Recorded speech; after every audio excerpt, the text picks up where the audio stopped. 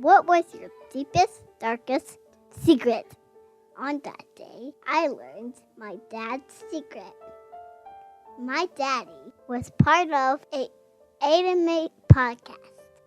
This podcast contained language that wasn't suitable for youngest audienceable.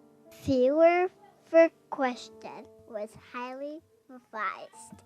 There are also spoilers for everything being discussed. Everyone listening had to be on their guard. And of course, the penises expressed were those of the individuals and didn't reflect this podcast as a whole. Hey, Ruby, have you cleaned up your room yet? No!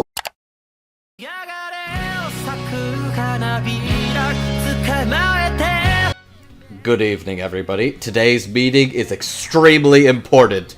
We got a big project, a very tight deadline approaching, and only a few hours left to turn it in before it's due. You two have been assisting me through thick and thin, but I promise you, if this goes well, you can properly debut and fly off on your own. Become the true mangaka you were always destined to be. With TV deals, and merchandise, and adoring fat otaku. Merchandise, yay! Now, my fellow ink friend, Amon, and my fellow cleanup editor, Noah, please introduce yourselves and make yourselves heard for the world to hear you. I feel like this could have been an email. What's an email? My parents told me to go to business school. I should have listened to them. What's this email? Do you not do these things by hand? What century are you from? Look, I remember when MySpace was getting big, and I was thinking to myself, I like MySpace, I like other people out of MySpace. Are you old enough to know what MySpace is? Never mind that! We only got so much time to do this. We've only got so much time to do this before we completely miss turning this one in for Father's Day. And you know what, boys? You know what's a good show to talk about on Father's Day? That's right. Kakushigoto! Wait, no, hold on, I'm sorry. No, you told me that we were finally going to talk about Bunny Drop. I was specifically told in the CC email... No, that never got dubbed. Oh, we can't talk. We could talk about it on a different podcast that just covers like anime in general or something. Why There's must no you ruin my dreams, people? See, here's the thing. On the one hand, that would be an admirable task. On the other hand, even if it did get dubbed, would you really want it? Certainly, the anime only covers the nice part of the manga. It only covers the only part of the story that exists. This is true, yes, this is true. But, yeah, no, I got you both together, and today we are going to be discussing Kakushigoto. Kakushigoto is the series from spring 2020 that is based off of the manga by the critically acclaimed Koji Kumeta, which you have either heard of him or you haven't, but if you haven't, you might be more familiar with a little series called Sayonara Zetsubo Sensei. Neck stretching. AKA that show by Studio Shaft that never ever got brought over to America. Yeah. I remember when I got you guys both on this, you were like, Andrew, you sincerely forgot to sell the show to me. You could have just said that. That was me specifically. Yeah. No, you pitched this pretty hard as, I know why you wanted me on this. You wanted me on this because you wanted an actual father in the call itself. But yeah, if you had tossed in oh, by the way, he made this little indie manga that you may have heard of before that basically was like one of the best things that Shaft ever did. I admit, my relationship with Zetsubo Sensei is kind of non-existent, so I wasn't sure how much of a selling point that was for certain people. I know it very much was for you two. It is now, which makes watching the show about a mangaka who made by the guy who was the mangaka for that show very interesting. Very interesting from a meta sense. But what is this show about? I'm glad you asked. Kakushigoto, or Kakushigoto, My Dad's Secret Ambition if you're Kodansha Comics, here is a synopsis. Single father Kakushigoto has a secret. He's a top-selling artist of a popular erotic manga series, but his impressionable young daughter, Hime, can never find out. Now, he has to bend over backwards just to keep her inquisitive little mind from discovering what he does for a living. A father-daughter tale about love and laughter. That is a very vague synopsis, but this is basically... The way to pitch this is that it is 75 to 80% absurdist, like almost slapstick tier comedy, and 20% mystery? Those end cap, those bookends at the beginning and the end of the episode really keep you wondering, because it doesn't match the tone of the rest. Because like you were saying, it's slapstick / commentary on the manga industry, because they clearly threw in a lot of thoughts about like the good and the bad parts about the manga industry, and then you slam that up against what's going on in the future? Why are we missing our main character? Why is everything like sad? What's going on? Why is everything, all the colors washed out? What's going on? Like, there's definitely some stuff going on, and it is kind of interesting on the first watch, and then the pieces do start to sort of come together, but we will get more into that in a bit. I think this was a show like I was particularly charmed by when I started watching it, and then once it started to get dubbed, I was like, okay, not only is this pretty cool, this is really, really charming, really funny, and also a really impressive product in and of itself. I think I would like to talk about the craft that went behind this particular dub, if you gentlemen would like to join me. Sure. With now, son, are you winning yet, son? Yes, Dad. You are the youngest person on this episode, aren't you? Yes, I'm the youngest person on this, and I grabbed the two dad energy guys on here. Dad energy. Let me try to sync up mine and Amon's dad energy here a little bit. All right. So, you watched the game last night? Yeah. Yeah. That was embarrassing. That was... You see that play in the sixth? Oof. That's disappointing. That's not how you want to get in the record books. Daddy, other daddy, I got a drawing. No, yeah, how's it look? That's great, son. All right. So I was thinking about. That's a good one. I'll put that. When I get up, I'll put that in the fridge for you. How's that sound? That sounds good. So I was thinking about investing in utility bonds. How about you? I don't do a lot of investments anymore. They're just kind of... I don't know. My heart's not in it. It's too complicated. There's all this Bitcoin nonsense people try to push on me. I ain't got the patience for it. Kids these oh my days, god, you actually are doing a really good... You are actually getting scarily into dad character. Nonsense, and these kids with their navel piercings and their glow-in-the-dark tattoos. It's just not like the good old days. Oh my god, okay. I know, man. We were a kid. We got one Steely Dan album, 4 episodes of Columbo every single goddamn year. It was the best. Okay. See, now you're not even dad anymore. Now you're just Amon Duel to a T. I was born a middle-aged man. I can't help it. He was born with that mustache. And I love you for it too. Anyways, Dad 1 and Dad 2. Let's talk about who is also at the helm of this show. Yes, which dad did we get to be the director and scriptwriters for this very dad-centric show? We got a couple of lady moms, actually. We are talking about our ADR director, one Jade Saxton, and our ADR writer / scriptwriter, Kristen McGuire. If you have heard of both of their work before, these two have actually collaborated.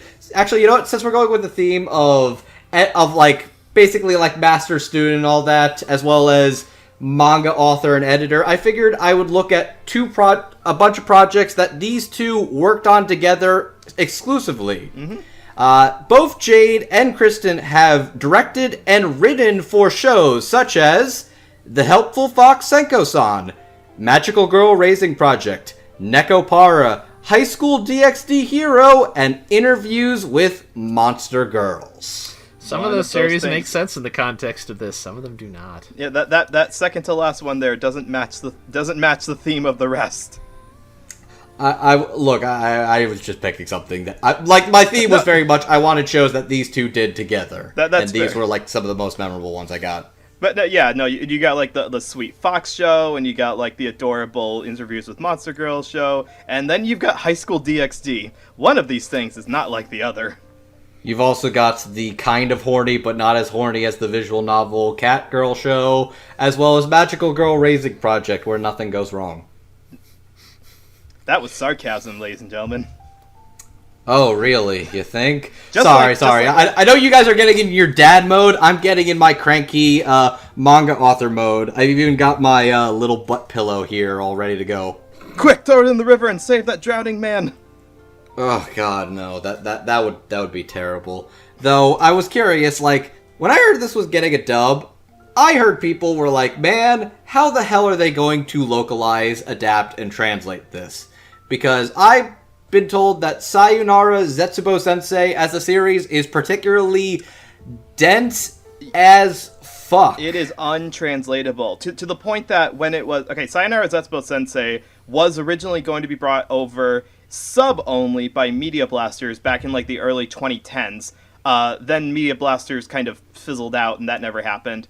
And I think it got announced to be picked back up again by an American distributor recently. But again, they did not say that they were going to dub it, which would be very difficult to do. So it makes sense that... It got picked up by Nozomi Entertainment, a.k.a. Right Stuff's anime division. And it has been delayed for the worst reason possible. What's that? Oh, wait, did you not hear? I didn't either. Oh, they lost the scripts. Oh! So it's still coming out, but the people doing it have to figure out all the dialogue by ear first before they can translate anything. No! So they're not going to do a Samurai Pizza Cats thing and just make it up?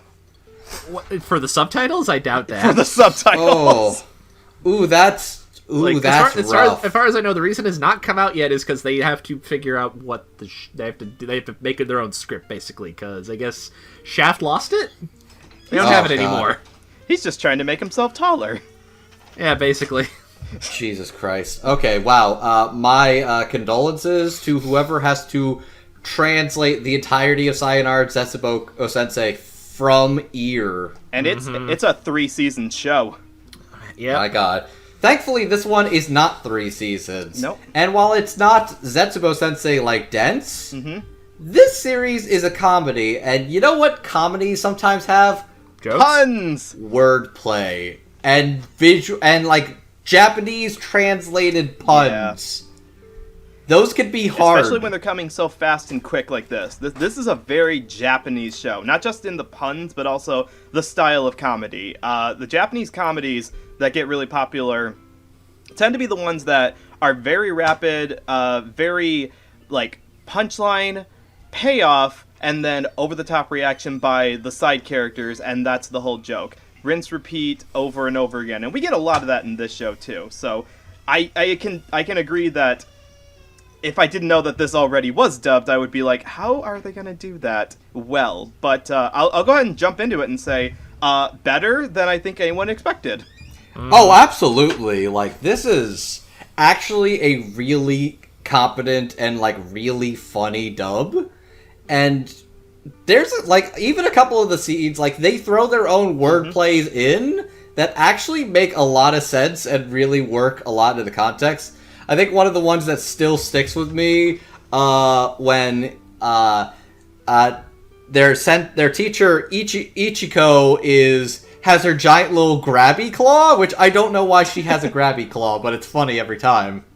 She has a little grabby claw, and she catches Satsuki basically creeping outside of Goto's house. She says, "Predator!" And he's like, "No, editor." Good. No, she was right the first time. She was absolutely right. No, it's like that's one of the ones that particularly stuck with me, but there's a lot of fun little colorful language that they definitely like toss in there that I think definitely really sticks out for a lot. And nothing is lost in the translation either. Like, did you guys have any point where you didn't understand what was going on because of the English dub? Because I felt it was pretty much, like, the story was pretty easy to follow. The story itself is competent, and even a lot of the misunderstand... Because this entire thing is, like, a comedy of errors. That is exactly what it is that everything is a bunch of misunderstandings and absurd reactions, and like basically it's a cause and effect chain of one thing leads to another. But it's pretty easy to follow, and you can see the through line of where the stupid error in communication happened. And I feel like when you were actually discussing it, I feel like sometimes like romantic misunderstandings would be like unbearable in drama. But in this, Goto has an entire harem that he doesn't know about, and it's all, like, just a stupid, like, slapstick gag. Yeah, it's not... This is not... There's not a whole lot of, what's the word I'm looking for here? Significance to, like, if something goes wrong in these characters' lives, because there's... except for one part where, you know, our main character thinks that his manga is being canceled. Other than that, all the misunderstandings are basically the equivalent of what people think of me. I don't want people to think that I'm a child predator or I'm a manga artist or, you know, things. I want to take Hime somewhere, but I don't want her to think that this weird little quirk of mine is going to immediately make her think I'm a manga artist. Yeah, so because of that, they're free to play pretty fast and loose with the script as long as it doesn't actually change the events of what happens, which, to my knowledge, they don't change at all. There's like there's like a couple of moments that I think were interesting, or you can kind of tell like this is a clearly super hyper Japanese reference that was placed in here. So they opted with something a little more recognizable to like a Westerner or something that. As in, I do not believe, wow, you're giving me Hugh Hefner vibes, or I look like Scarlett Johansson or something, are things that were in the original script. I'm so glad you pointed that out. Okay, in Japanese, she did not say that she thinks she's Scarlett Johansson. That was, and I had to go back and rewatch in the Japanese because you can't toggle between the dub titles and subtitles on Funimation's website.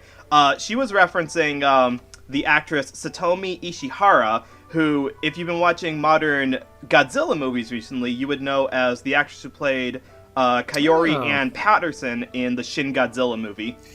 Okay, that's pretty interesting, but by God, I would not have known anything about that one fucking bit. No, you wouldn't have, and that's probably why they changed that. That's why Kristen said, yeah, maybe 1 out of 100 people watching this are going to know who that is, but everyone knows who Scarlett Johansson is. I think I remember actually another interesting change like that. I don't remember what... Because I think they were talking about, like, I Want to Be a Thing, where, like, somebody's naming their kids after characters of mine, and they were doing that. There's a little gag in the background, I think in the Japanese version, where I think a woman is calling for a child, and it's the name of an anime character. But I think for the English one, it's like you hear her say, Loki, come back, or something like that.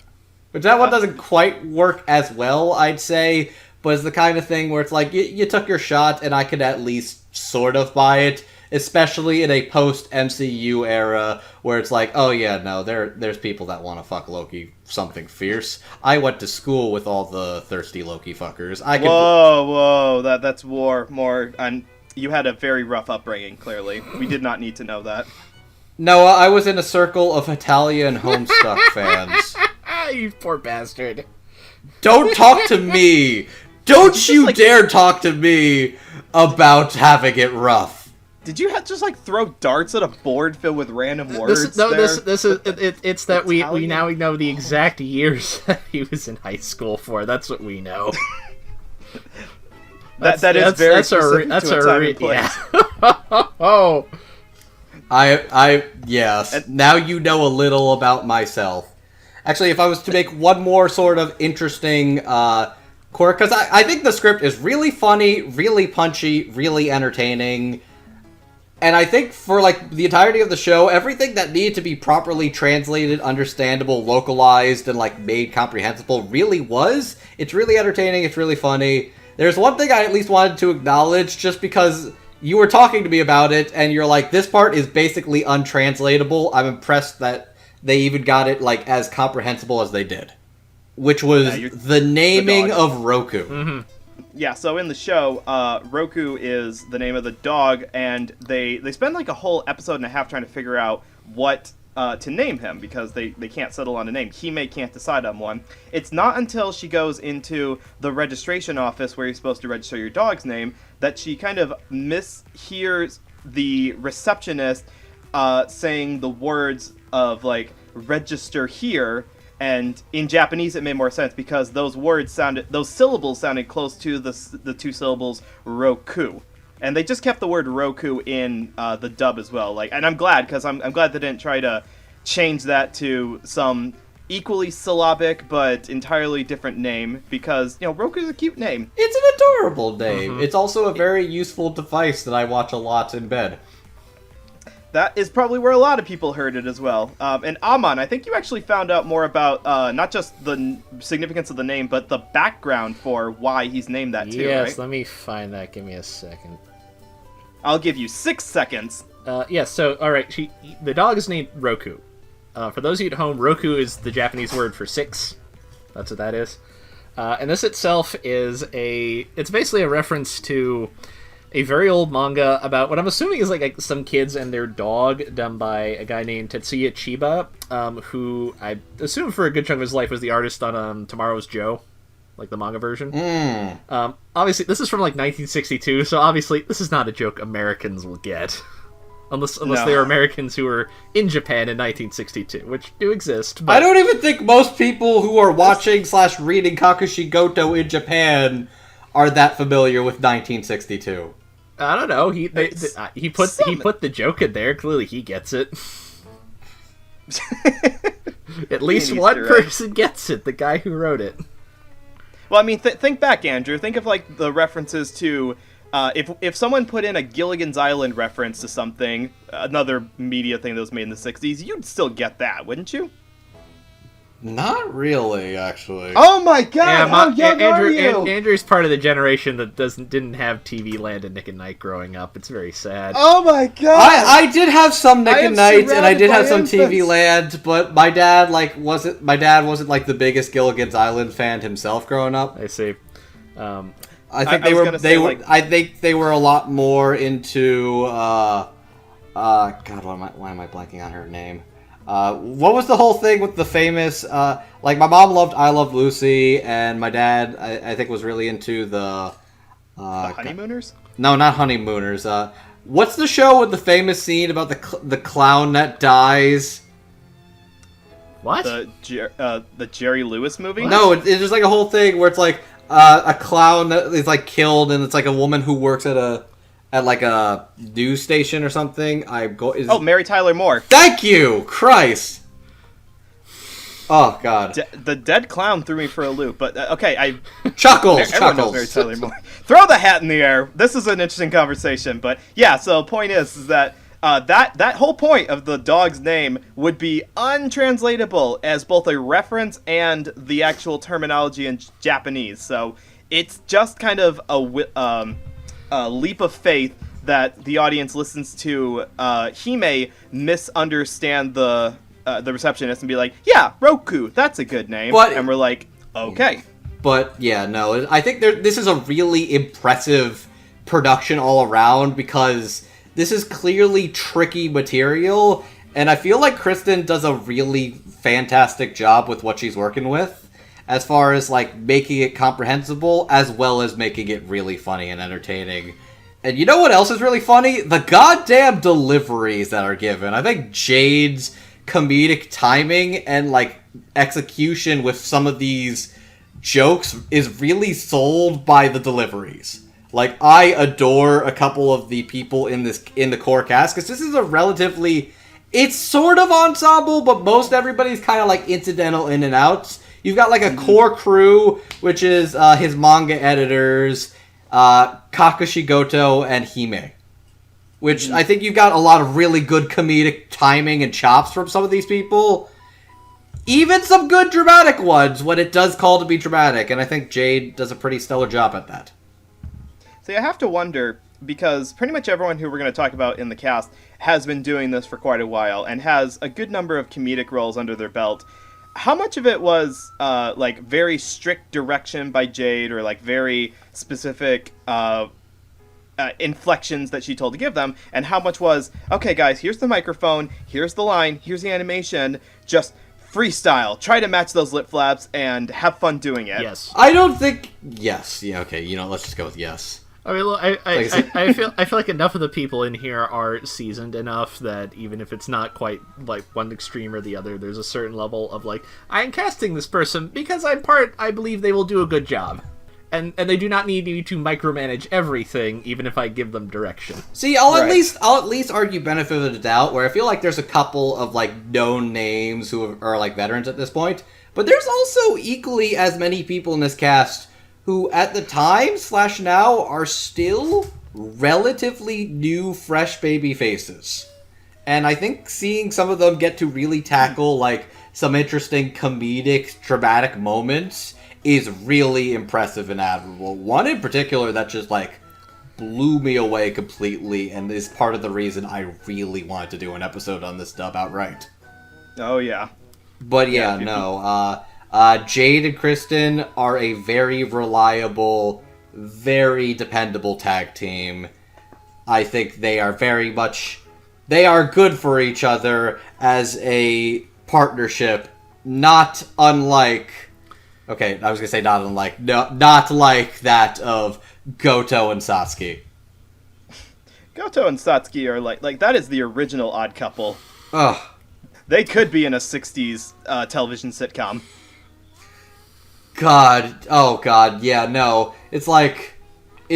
What is this? Oh, it's linguine. Throws it at the wall. Now it's garbage. Yeah, I could see those two in that relationship outright.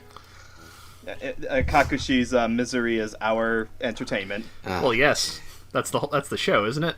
That is the entire show. Is the man is basically just having one anxiety panic attack. There is... we will talk about this when we get to him, but yes, Kakushi himself is like... I feel like a lot of embodiment of imposter syndrome, anxiety, insecurity, and all of that, and somehow made funny, not reminding us of our own insecurities. Would you like some a little bit more of old manga trivia to go before we move on?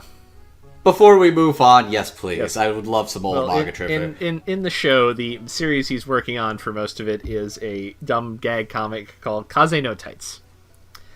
This is... I'm not sure this is a parody per se, but the title's clearly riffing on a pre-existing manga called Kaze no Dachi, which is about golf. Which I find very funny. Okay, yeah, no, he does use a golf club. Like, when you see little bits of, like, tights in the wind, yeah. He should make that golf club shaped like a mushroom. Wink, wink, nudge, nudge. Thank you for your terrible ideas, Sasuke. Please go back in your corner. That's why he gets to go on vacation overseas and no one else does. God damn it. You can tell the author of this had some opinions about the industry. You can tell. He does. Which I'll give credit where it's due. Kakushigoto, I don't think is like a cherry-colored... is like a rose-tinted glasses view of the manga industry. It's just an exaggerated version of the manga industry he sees in all of its like weird quirks and like dumb bullshit rules. I feel like the closest equivalent to it we've had in terms of like industry insight is it's not Shirobaka. It's actually Seiyu's Life, that show from like 5-8 years ago that was about aspiring voice actresses, and it really went into depth about just how unglamorous that life can be. Kind of the same with published mangaka as well. Yeah, but I don't think this is as like shonen-esque compared to something like a Bakuman. This is a little more... It's... yeah. Well, only one of those was written by an editor at Shonen Jump, so... It's also true. But... anyways, I think it's time we move on to our first group, and I have named them something very fun. It's time... Team Girl Squad! Ow, ow, ow, my headphones, ow. Okay, got it. Alright. Warn me next time. So, we're going to be talking about... cheerleader! Fashion sense! What's her face? The ugly one! I will let you, the viewers, decide which one falls into which category, but I've made my own for personal reference. Anyways, we are going to be talking about Riko Kichiki, Sylvia Kobu, Hina Tomi, and Ayu. They are some of Hime's best friends growing up. They're also part of a detective agency, I think, where they solve mysteries. They are. Like trying to find a well and trying to adventure into the dangerous world of the fancy peeps. Which, God, I love that term for hipsters so much. I don't think it's hipsters. I think it's rich people. Hipsters. All right. Now that I've said that, there's a lot of overlap between those two. I was groups, gonna say. anyways. You live in Boston. There has to be overlap. Are Boston people also not allowed to say the word Starbucks? No. It's not Starbucks we hate. It's Krispy Kreme because they tried to muscle in on our fucking turf. God damn it! You wanna really look? Starbucks at the end of the day, it is for. All right. All right. Look, you asked for this. Okay, hit us. Hit us with that Boston pride. Starbucks. There goes our sponsorship. Starbucks it's fancy pants. It's high class. All the sizes are named after Italian words. Oh my. Oh, okay. Sorry, I thought my Audacity paused. There is a hoity. There's an inherent hoity-toityness to it. It's trying to seem nice. Dunkin' is aggressively blue collar in its presentation. Like they're trying to change that a little bit now, but like I put it that if you go to a Starbucks, you know who's filled up the seats? Aspiring screenwriters and novelists, right? Yeah. If you go to any Dunkin', there will be, not less so now because of the pandemic, but if you go to a Dunkin', sitting there will be a group of, on average, 4 to 8 old people just hanging out, because that's what you do when you're old and retired in New England. You go hang out at the Dunkins. Because there's food and coffee and donuts. You need to get yourself some Tim Hortons. I mean, I think you get those occasionally. Same problem. Like Tim Hortons overlaps too much with Dunkin' Donuts. They can't. Same thing with Krispy Kreme. Like it's not the product. It's that is a level of ingrained local brand loyalty that you cannot defeat. That is generations of Dunkin' people. If Starbucks would just sell some dang donuts on their menu, then they'd have it made. God, I fucking hate Dunkin' Donuts so much. Like, I got so used to Donut Fridays at my office, and it's like I miss it for a week because I go down. Everybody's been bringing all these cool, different donuts around the place. You miss Donut Friday for a week, and then 3 weeks in a row, everybody cops out with Dunkin' Donuts. I know it's right next to the office, but after having the good donuts and like a donut place in Danbury that had like cake-sized donuts, it's like it doesn't compare anymore. It's so shit. That's fair enough. That you do want a little bit of variety. You can only have those deep-fried, glazed, simple ones after so many weeks. Lies. Amon, you want to steal me a Krispy Kreme? I would thank you. From where? I don't know. Anyways, you know who would be good at finding... what group of little girls would be good at finding me a Krispy Kremes nearby? The Team Girl Squad. And you want to know who plays them? Let's talk about who plays them. So, Riko Kichiki is played by Kristen Sutton, who has played such characters as Himino Kimihara in A Centaur's Life, Shiro in The Helpful Fox Senko-san, Charlotte Ballou in Unbreakable Machine Doll, and Asuka Cannell in Fairy Tail. Playing Sylvia Kobu is one Susie Young, who has played such characters as oh god, I need a drink. Syllables are fun. Syllables are hard. Susie Young has played such characters as Jing Xiaolin in Appare Ranman, Rei Onodera in Kaguya-sama, oh god, how do you say this? Eliaria Jamil in By the Grace of the Gods, and both Kaban and Lucky Beast in Kimono Friends. Playing Hima Tomi is Sarah Wiedenheft, who has played such characters as Lily Hoshizawa in Zombieland Saga, Sara is in Sarazamai, Akemi Soryun in How Heavy Are the Dumbbells You Lift, and Suika in Dr. Stone. And playing the role of Ayu is our writer, Kristen McGuire, who has played such characters as Yui in Bofuri, Mao in Hensky, An in Real Life, and Senko in The Helpful Fox Senko-san. I'm glad that we started with this group because they kind of blend together, I feel, like all their voices do, because they're always together. Like, no single one of them is usually separated from the main group, and they're all very good. Like, they all have that precocious middle school. I think she's supposed to be in middle. Is it middle school or elementary school? She's 10 years old.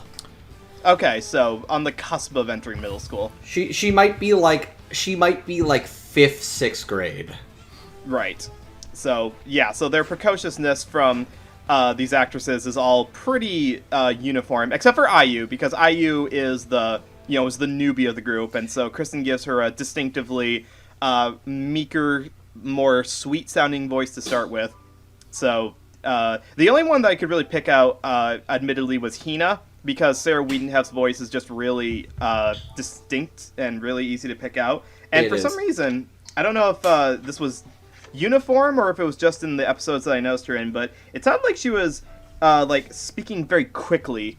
But in retrospect, maybe that was just all of them, because they're always scheming, they're always planning stuff, and so yeah, they're all kind of speaking quickly in every scene that they're in. I'd say the one that's probably like the quietest / slowest is Sylvia, aka Susie's character, because she's usually the one that's a little more reserved, but when she does speak, it's because she really wants to play the big boss of the detective agency, and you can tell she's so excited. It's like, it is time, dear ladies.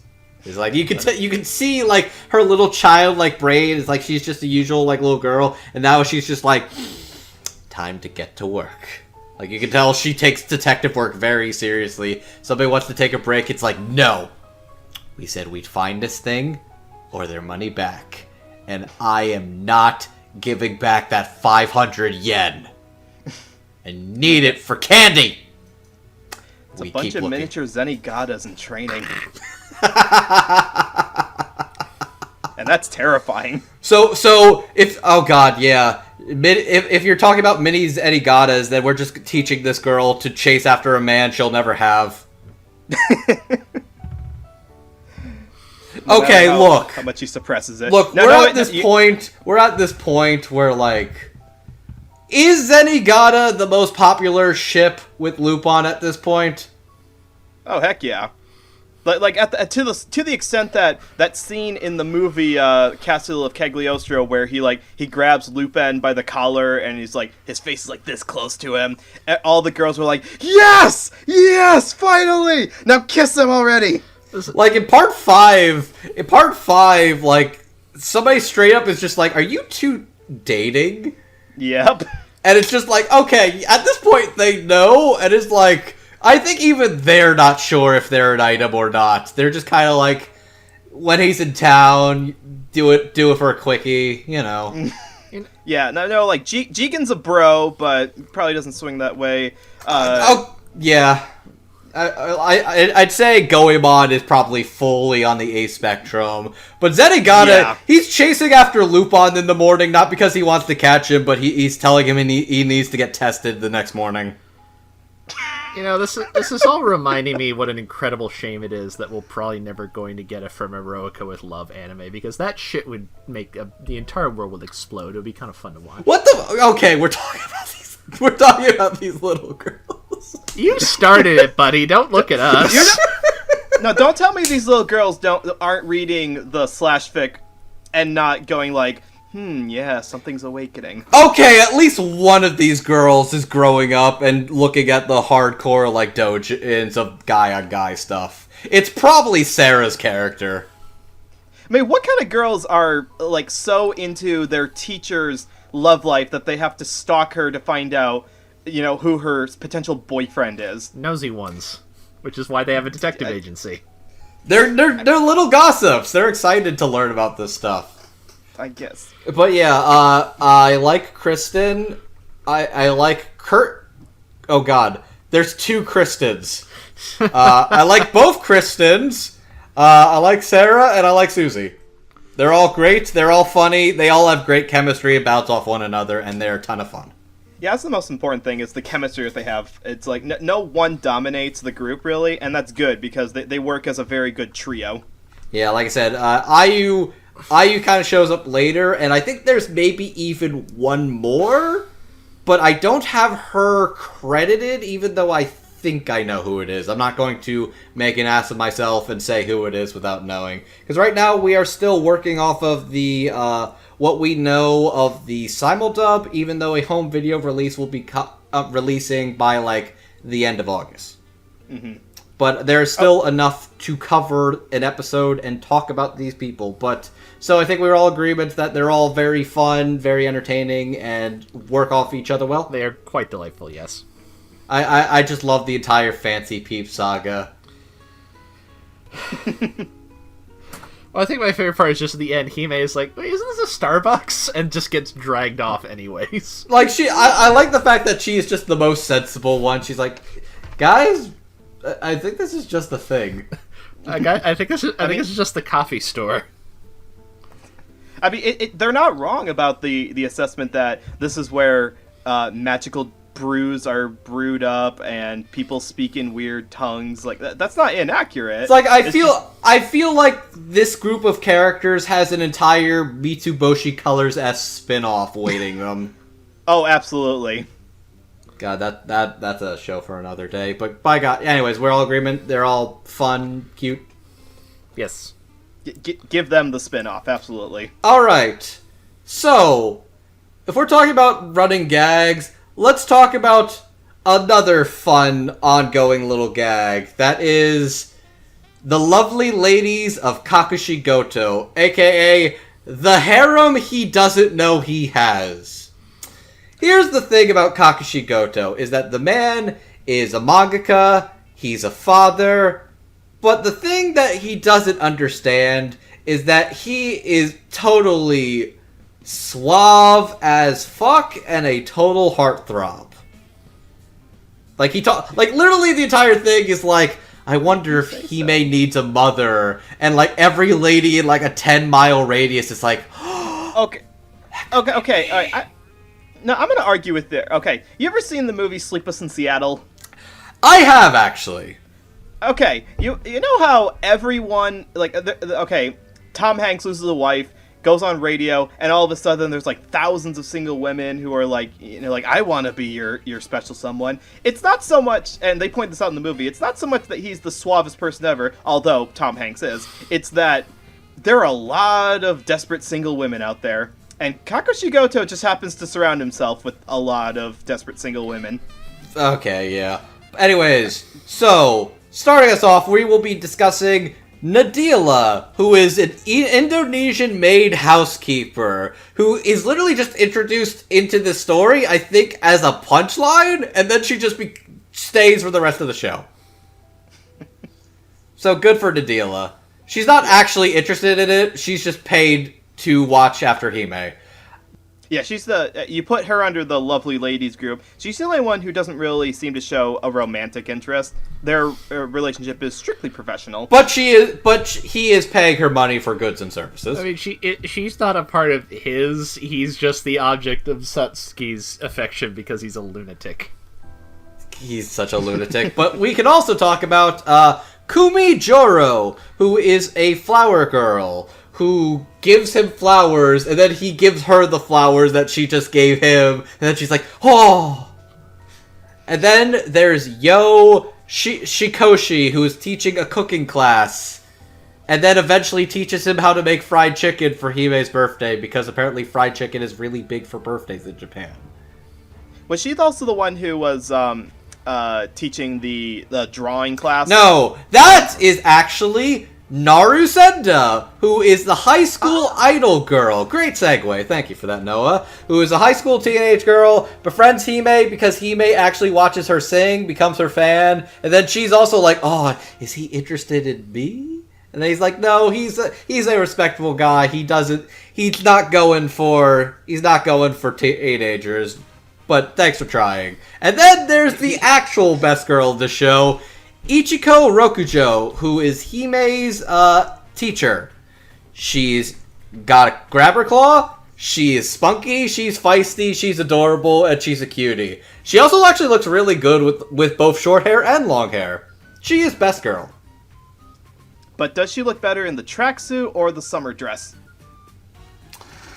More market research is required for this, but honestly, I could take it either way. She looks Good. She can. Kodansha, get on those models. Ugh. Anyways, so yes, let us start us off playing these characters. Playing the role of Nadila is Risa May, who only has 2 named credits. Celia in By the Grace of the Gods, and Rum, aka Rum and Shirley in Shadow's House, because she is 2 of 2 different people, but also the same person. Watch Shadow's House if that confuses you, but yeah, I think at the time, this was Risa May's first actual credit. Playing the role of the Flower Girl is Terry Doty, who has played such characters as Virgo in Fairy Tail, Jaguar in Kimono Friends, Moriko Morioka in Recovery of an MMO Junkie, and Kyoko Machi in Interviews with Monster Girls. Playing the fried chicken lady is Kate Bristol, who has played such characters as Lynette Bishop in Strike Witches, Wainsley in Black Clover, Kineko in The Most Mononokean, and the precious little bean Kisasoma in Fruits Basket. Naru is played by Emmy Lowe, who has played characters such as the small-clawed otter in Kimono Friends, Asano Izumi in Kono Ototomare, I'm going to read this name, Sispel Lu Nebulius the Ninth in Our Last Crusade, and Hototo, not Hototo, Hototo in Appare Ranman. And playing the role of Best Girl Teacher, Ichiko, is Lindsay Seidel, who has played Maya Fey in Ace Attorney, Top Speed in Magical Girl Racing Project, Yayoi Kunizuka in Psychopaths, and Akane Shinjo in SSSS Gridman. Is it SSS Gridman or is it Gridman? Are you a snake? I haven't checked. If you are a snake, you can pronounce it as, but if not, you have to pronounce each individual as. Either way, since you're having fun running your mouth right now, would you like to start us off? Oh, absolutely.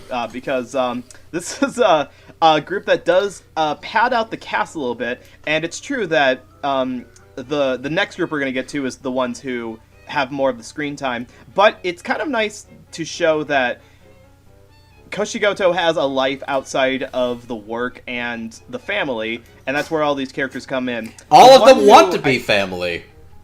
And one of them arguably is more than any other. In fact, and I'll start with that, because the thing about Nadila is that she has a noticeably thicker accent than all the other characters. Everyone else is allowed to keep their standard American accent in the dub. Risa was told to have a kind of an Indonesian accent, which is different from the Japanese, because if you listen in sub, her Seiyu doesn't really have an accent. She speaks pretty much the same as all the other actors, so that's an interesting choice. Did that take any of you guys out of the experience at all, to have one person who's distinctly ethnic have an ethnic accent? I don't think it took me out of it. I just thought it was an interesting choice for an interesting character. Not specifically, especially after, because I was curious. It's like, who is this actress? Is she, what is it? And I looked it up, and she is like of Indonesian descent. Like, she can speak Indonesian fluently, which I'm assuming is why cool. I'm assuming it's like, should probably hire an Indonesian person to play the Indonesian person. But no, I think Risa actually does do a good job playing her like a very supportive, caring housekeeper. But she also has a couple of really funny deliveries, like when Sasuke drops just a very suspicious package, it's like, oh, I've seen this in my country before. It is a bomb. And she just says that with such a straight, calm face. It's a bomb. I'm like, every cool. counter joke you feel like you shouldn't laugh at, but you do anyways. Yeah. I mean, you could kind of tell where the joke was coming from a mile away, because they were clearly leading it up to be, it's a parcel bomb. And you're like, should I be laughing at this? I'll go ahead and laugh at it. Yeah. Yeah, I think Risa's, as you said, this was her first credited anime voice. Certainly did a good job. I've heard much worse debut performances in dubs before, and this was by no means that. This was perfectly well done for the 10 and a half lines that she had, especially doing the what was it, the fortune telling chanting, it is a CEO bit that they did in that one episode. Oh yeah, it's like a spirit CEO. It's like you could tell there's a lot of wordplay going on in here. I don't have as much to say about Terry, Kate, or Emmy, honestly, because they show up and, well, I can't have more to say about Emmy, but Kate and Terry kind of blended together in my mind. I did enjoy just watching the interactions of them fighting over Koshito's affection at both at the zoo or at the was it like athletic event? Oh, it's literally like Hime's event. He's cheering her on, and he has an entire squad that are all fighting with each other, and he's just like, "Yay, Hime!" Yeah, that's like, look at all these ladies that came to cheer you on, sweetie, and she's just like, "What's happening?" I think there's actually a bit in the episode where Satoshi first meets Nadila, and he's like, "She's my type." And then a couple minutes later, we get a scene where Koshito is interacting with, I think it's Yu is the one. You mean... And she looks at him. Kakushi? Kakushi, thank you. I was wondering, I was like, who's Koshito? That's a different anime. Oh my gosh. Okay. But what the joke was that Yu looks at him and's like, he's my type. So it's like, there's definitely a whole lot of unrequited affections going on here. And I'll give Kate and Terry the credit for that. They sound like very competent working girls who just need some love in their life. Like, they definitely get the love-struck portions of it without sounding completely completely empty inside. Like, they could do a whole lot worse. They could also do better. Oh, you could always do better than not even the most popular mangaka. It's like he's not drawing popular stuff like what did they write down? He's not drawing Tokyo Cruel or Attack on Gremlin. Oh, you're not even talking about the guy that tried copying his style, Jujutsu Kaisen. Yeah. Was that like a... What was that? Was that like a... I laughed. What about it? It sounded like you were doing a fucking like cartoon, like That's called the Three Stooges, or a Jabberjaw, whichever one you want to go for. It's the Curly Howard.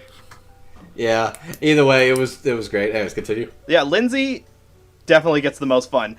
You can't have the show without Lindsay because not only is she the first adult who kind of acts as a confidant to Kazushi.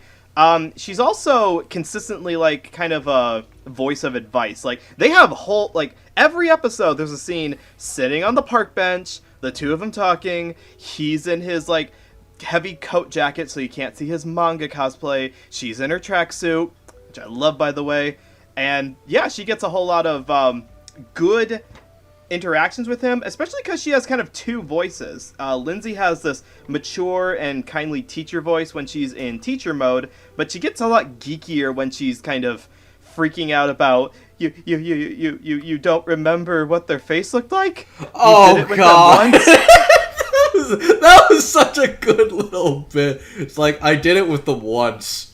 And it was online. I think it was just... Like, there's like the stakes for this one being low as they are makes these absurd scenarios actually like charming and delightful. Just a whole fucking fun time. It is. It's kind of the aw, look at the idiots kind of humor. It's like you laugh at them, but you pity them at the same time. Oh, like, they're stupid. Poor Ichiko. Oh. She's doing her best. She's doing a good job. It's that Ghibli movie clip. It's like, you're stupid. I like that in a man. Well said. So yeah, I was just gonna point that Lindsay's comedic timing is really good and very fitting for this weapon wielding teacher. These are all very funny. Where to start? Terry and Kate, they're just very entertaining. I like the whole bit where everyone shows up to field day and Kakushi is just completely oblivious to what's happened. Because he's not interested in dating. Why would I be interested in dating him? That's silly. They're all really funny. Emmy's also really funny in that same way. I also just find it very cute that it's like, oh, she's my fan! She came to watch me perform in the park, and she's my fan now. And it's like, oh, that's really just sweet. It's really. I actually think Naru is like incredibly charming. No, it's a cute bit. There's a lot of things about the show that are surprisingly cute, given who made it and what he's better known for, and for that matter, other stuff in the series. Because it's not like he lost his dark edge or anything. No. We'll talk more about that later.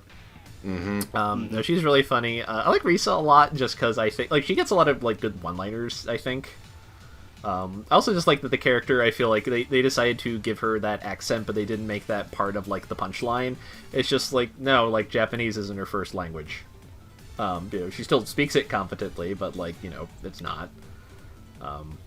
And I find her bits of I don't think she even realizes that his editor is trying to hit on her. It's just this weird man keeps doing things nearby. Oh. He seems fun. He seems fun because he comes off as harmless because he seems too stupid to be scary. But yeah, that's his biggest weapon is his incompetence. He's too inept to be creepy. He's too inept to be creepy. That's a good way of putting his character. But Lindsay is, I think she is the real standout of this, just because she's just very funny. And part of it helps that her character shows up the most, and she has become kind of one of Kakushi's kind of unwitting confidants, because it's okay, look, I don't want to talk about my job with my daughter. Can you please help me not have to have this conversation? If this show was even humoring the idea of endgame routes, she has the best shot. Cause none of his editors, none of his assistants, by the time they spent time with it, are I don't want to deal with you. I see your point, but Kakushi reminds me a lot of my parents, where it's just marriage is not an interest anymore. They've moved on. Also, as we find out, he's still kind of pining for his wife. That's a whole. That's a whole other thing, and I'm not even sure how I feel about that, honestly. But yeah, Lindsay's just funny. I like her just going around wielding her little what is that? What is that? I mean, great how she uses it. Clearly, you're supposed to use it. You can kind of put it around something, pin them to a wall. She does that when they're out in the woods in the camp episode. This feels like a thing that if you're if you've lived, if you're someone who has been to school in Japan, you might recognize that as an object that a teacher would use. But I'm sort of I guess it's running down creeps. It's a Kamedon for the social distance era. She is a reject character from Soul Eater who is using her partner to try to get those 100 Kenshin eggs. Oh my god. I appreciate that reference, but also, my god. Oh, that reference can vote. It can. Don't tell me that there's not... If there's not fan art out there of, Maka and Death it's side by side with Ichiko and whatever that the absolutely thing is that exists. There's got to be that out there somewhere. Also, for the record, her partner is Soul. Death Scythe is her father. You're right. It's been a hot minute since I watched the show. I could definitely go for a Soul Eater rewatch at some point. Not though. God. Okay. I would watch Soul Eater not for this podcast if I was told to, / if somebody requested it. Everyone in the comment section, tell Andrew how much you want him to watch Soul Eater. Or tell you what, if you, dear viewer, decide to become a $10 tier patron, every 3 or so months, you can request an episode of our own choosing. So if you decide, man, I really want to hear Andrew talk about Soul Eater not, go ahead. Anyways, let me actually talk about this show instead, because this is a good... You know what to do, Josh! Oh my god. Fuck it. Stop giving Josh the duty of giving me, the shit tier stuff. Let Josh recommend Josh, it is your responsibility. Use your power for good. Stop admitting to it, Andrew. I wouldn't know if you hadn't mentioned it. Fuck. Okay. Nadila is a fun character. She's very entertaining. Risabe, like, for her first role, has a really good, like, odd deliveries, but she's very funny and very entertaining, bounces off each other. Kate Bristol and Terry Doty, you're right, they sound like good working girls. They're very good and are fun fighting with each other. I really like Emmy. I think this is a relatively early Emmy low roll, too. She's definitely a little fresher face, but she definitely sounds like a sweet, spunky, naive girl who's trying to find her place in the world, who's genuinely just really touched by, like, the kindness she's shown by Hime and even Goto. She sort of mistakes it as affection, but that one's just kind of a punchline and not actually going anywhere. I just remembered that I enjoyed their little sleepover between Naru, Nadila, and Hime in that one episode. And then it becomes Satsuki and Ichiko because she catches him. Yep. He's so bad at his job. Anyways, but no. I actually really like Emmy, and you also hear her grow up a little bit more in that flashback, because I think she eventually becomes a reporter. Like, that's interesting, but you hear her tone of voice get noticeably older, and I actually really like that. Forgot. Yeah, she's a news broadcaster. Good for her. She still gets some experience with a microphone. Good for you, little idol girl. And, of course, Lindsay Seidel is definitely the standout of this. She has really great line deliveries. She has great chemistry and reactions with, like, the little girls in her class. Goto being a fan of his, being in love with him, and also being a fan in love with him. Which, man, what a combo. But, my god, Ichiko is just super funny, super, super entertaining. I love when she's just, like, she's grabbing people with the little stick, or she's, like, reacting to, like, a misunderstanding. She's just so fun.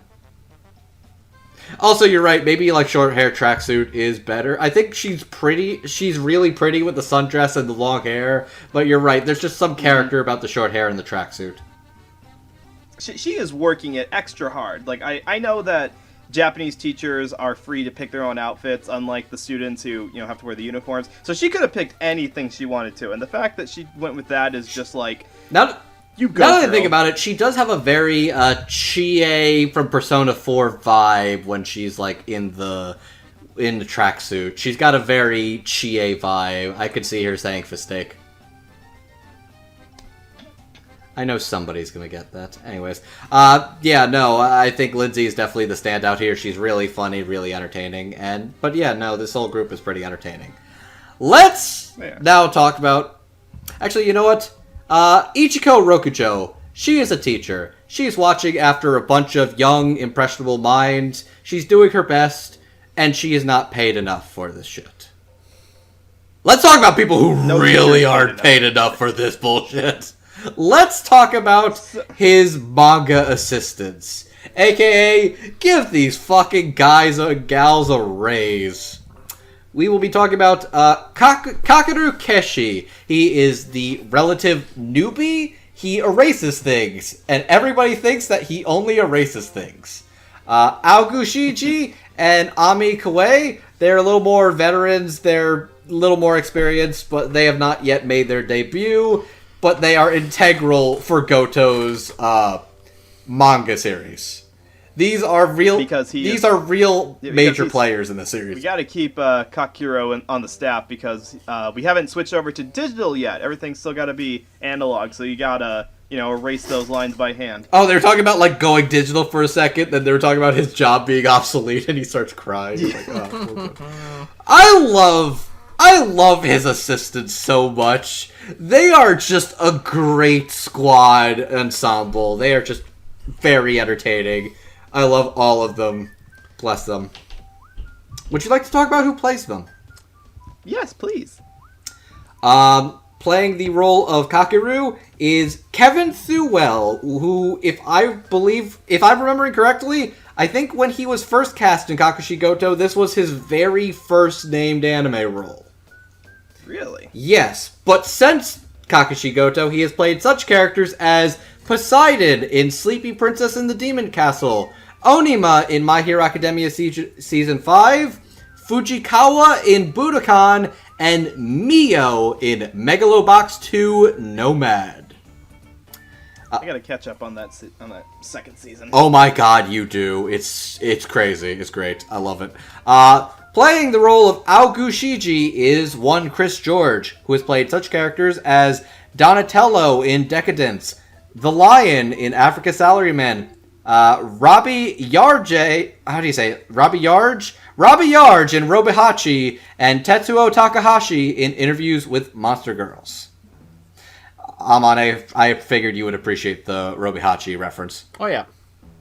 Cool. Love that. And playing Ami Kawaii, the girl with the really interesting hairpiece in the front, is Caitlyn Barr, who has played such characters as Ryukyu in My Hero Academia, Ren Soma in Fruits Basket, Nikki Hanada in Dr. Stone, and Melda Dietz in Star Blazers Space Battleship Yamato 2199. Poor Kevin. Poor Cock. One of my favorite jokes in this entire series is there's a bit towards the end where I think all the assistants are talking about, I think it's either like what they're going to do when they have time off now or what they're going to like do in the future. And everyone else gets to talk about them, and whenever Kakeru tries to chime in, he just immediately gets cut off. And he never even gets like a scene of just like having to be sad about it. It just immediately goes on to the next one. It's like, nope, you're too new to care. We don't care. He's accepted that his life is the trash can of the group. Pretty much. He's a good boy, though. He is such a good boy. He is a good boy. That's why people walk all over him. That's how it is in this industry. If you're too good, everybody walks all over you, and if you're too shit, then you become Sasuke and successful. I'm sure there's a whole class of manga assistants who never really debut because they just keep being assistants because they want to be helpful. Yeah, they never end up breaking through because they're never given that chance and they never take it themselves. Well, I feel like a lot of us had that part in our career where we started out like, yes, I'm new, I'm fresh, I'm energetic, I'm going to work really hard, and it's going to pay off. People are going to recognize my hard work, and that's going to take me far. Then you get to, 5-10 years of doing that, and you realize, this ain't doing shit. Working hard is a scam. Take breaks every now and then. Yeah, absolutely. And unfortunately for for Kakeru, he's still at that. He hasn't gotten to that stage yet. He is very baby-faced, like fresh out of college. You can tell. But yeah. God, Kevin plays him with such this level of like charming, like sincerity to him. But you can also tell like he doesn't actually. I think my favorite thing is that you can tell Kakeru is so new. He doesn't understand the boss's bullshit yet. And you can tell everybody's like, dude, shut the fuck up right now. There's like, oh, maybe somebody's gonna ask Hibe out, and then they're gonna get like a social media account, and everybody's like, dude, shut the fuck up right now. Wrong words. Backpedal faster. Like, I love, like, that he's just, like, he's not mean. He's not being mean, but he genuinely just doesn't have a filter, nor does he understand what actually he's not supposed to say around Goto. It's great. Yeah, that's why this group works, is because no two characters are identical. They're all at either different levels of their professional career and different expectations for how you should act in that environment. But they all blend so well together, especially when they're like celebrating or they're crying. It's the world's saddest chocolate fountain. I love that. They're just on top of each other and crying. Now, Amon, you were saying that your favorite part with Kevin was when he was trying to speak up about what he was going to do with time off, and he never gets to say it. My favorite little bit is the dog episode, where they got the pen, they're excited for the dog, and then he says, actually, we're not getting the dog, and they're all really sad about it, but none worse than Kevin, who's just I didn't even tell you about it! And he's like, you weren't even part of that conversation! You weren't even part of that, he was more excited than everyone. It's so sad to watch. So I'm glad they resolved that and they did get a dog. Which, yes, for those of you who keep up with the "Does the dog die at the end" part of the website, this show is not on that list. The dog makes it to the end. No, the dog grows big and strong and healthy and is basically supporting Hime through like some of the worst moments of her life. Even though he's clearly very old by the end of the show. He's a but big thankfully woofer. we stopped the show there. He's a big woofer. Ten's old for a lot of dogs, and I'll give the show credit. I Is think he they do a good job of animating him being an he's- old dog, if that makes any sense. I think he's like 8. I think he's like He's like puppy. That's He's true. puppy age when Hime's 10, going on 11, and by That's the time, right. like she's. You're right. I miss. Look, that's still. Look, he's getting up in years.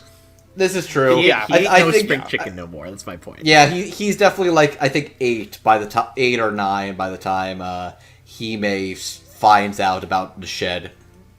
Yeah, in the we'll call the after story part of the show. Oh. Okay. I thought you were making a worse joke, and then I realized what you were saying. It's like, okay, yeah, I guess this is kind of. What did you think? Can I not make a Clannad reference? I'm not going to lie. For some reason, I thought you were going for a different show. Like, I thought you were going for... Oh, my God, why am I... I thought you were going for, like, a School Days thing for a second, and don't ask me why. My brain thought you were going to make a School Days joke.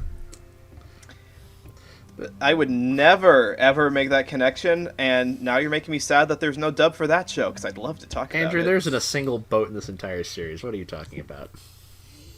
There is a boat! Don't And it is not a good boat. Don't spoil. No, I guess you're right.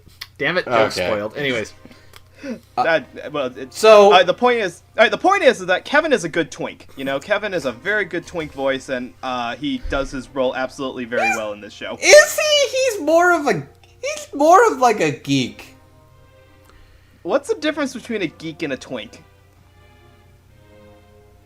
I need a chart. I need it broken down here. I need the spectrum wrote out, and I need to put him on this chart he somewhere. physically fits, but his style of glasses very clearly makes him a geek.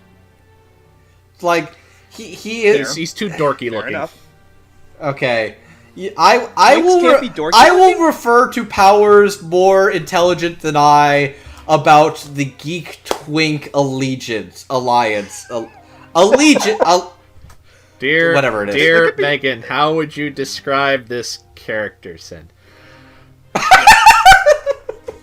You know what? Yeah, that's probably exactly what I'm gonna do. Anyways, Aogu, he is very much like, he's older, but you can tell like he's just doing his best. Also, he breaks his arm a lot. I love the fact that like things are going back to normal, and it's like, why are you still broken? It's like, it takes a long time to heal a fracture, dude. Well, didn't he have a second injury too? Oh yeah, I think he cracks his arms at least twice across the 12 episodes. Maybe 3 times. He's dealing with a lot, and then you find out like he's got like a family bookstore. It's like, books are heavy, man. That's true. I actually wanted to say about Chris is that I'm gonna confess something. Is that when I first saw the first episode of this show in dub, I hadn't looked at the cast list, so I had no idea who was voicing who.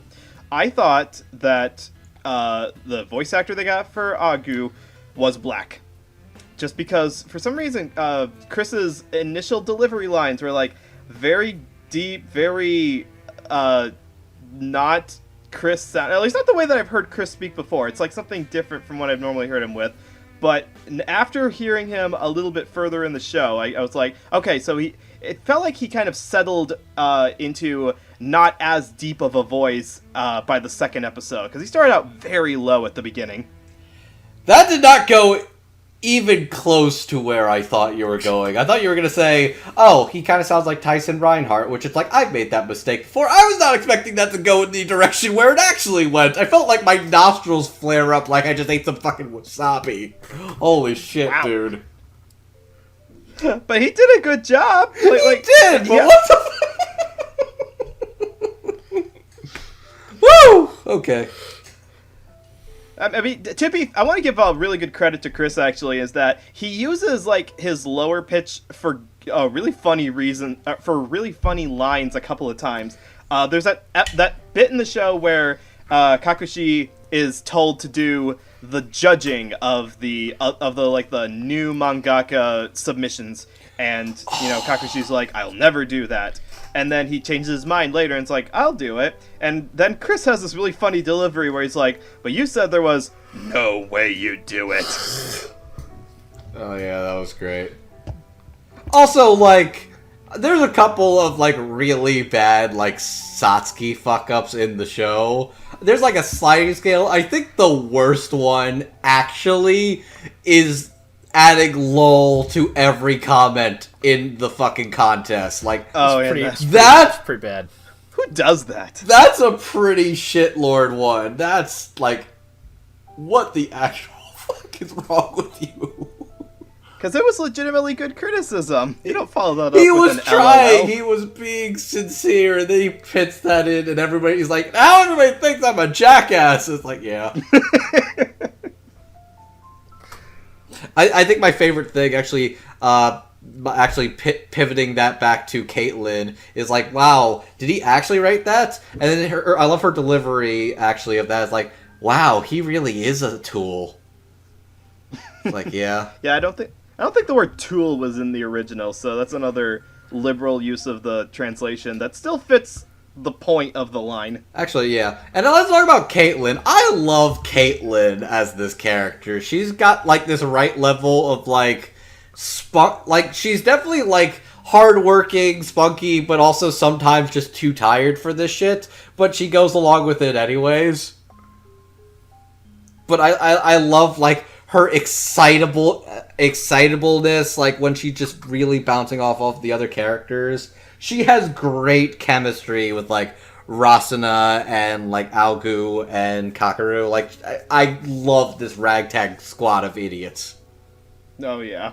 But no, it's just, like, Caitlyn in particular, she's got a couple of really great line deliveries. Like, when she's really excited for the end of the year party, or when she... I also love when she's just, like, cracking up. I love, like, the good way she's just, like, losing her garbage when she hears about how Roku got his name.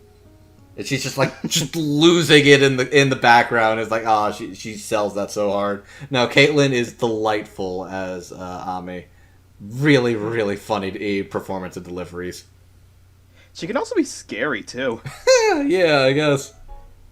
Yeah, there's that bit in episode 4 where she's asked the question, do you have a pen name picked out? And she's like, I'm not telling you. I'm not telling you. Ask me one more time and you die. Oh god, I forgot about that, yeah. Which, again, a good example of the dub people having a little fun with it, because the original Japanese didn't do that pitch drop there. It was still her having kind of a scary voice, but it wasn't, I'm gonna turn into Gollum for a second to get my point across. No, she's got, like, the right level of like, sort of, like, stern quietness, and knows exactly when to be a little more extra for when the scene really calls for it. Mm-hmm. Was Caitlyn an example of... you were mentioning before that some characters have really good dramatic moments as well. Was Caitlyn one of them? Does she have dramatic moments? In the after-story parts, I mean. I'd say not particularly Caitlyn, but she's got some, like, fine moments. Like, she kind of works more in the ensemble. If anything, the more dramatic stuff, I'd say, goes to mostly Hime and a little bit of who we're going to be talking about in the next section. Okay. But no, I think, like, Caitlyn is really, like, really funny, really enjoyable. Amon, you have any thoughts about, like, her in particular? I think it's really funny when she's playing not Hime during the Hime alert. Oh, I forgot it! Yes, thank you for reminding me. I love. She's really funny because she clearly thinks this is really, really fucking stupid, but she's going to amuse herself if she has to do it if she has to. Oh, she draws the little face, and you hear her. I forgot about that. You hear her little things like, wow. The follow up of like how to draw cute little girls. Oh God! Don't look at the computer. I had to look up how to draw cute.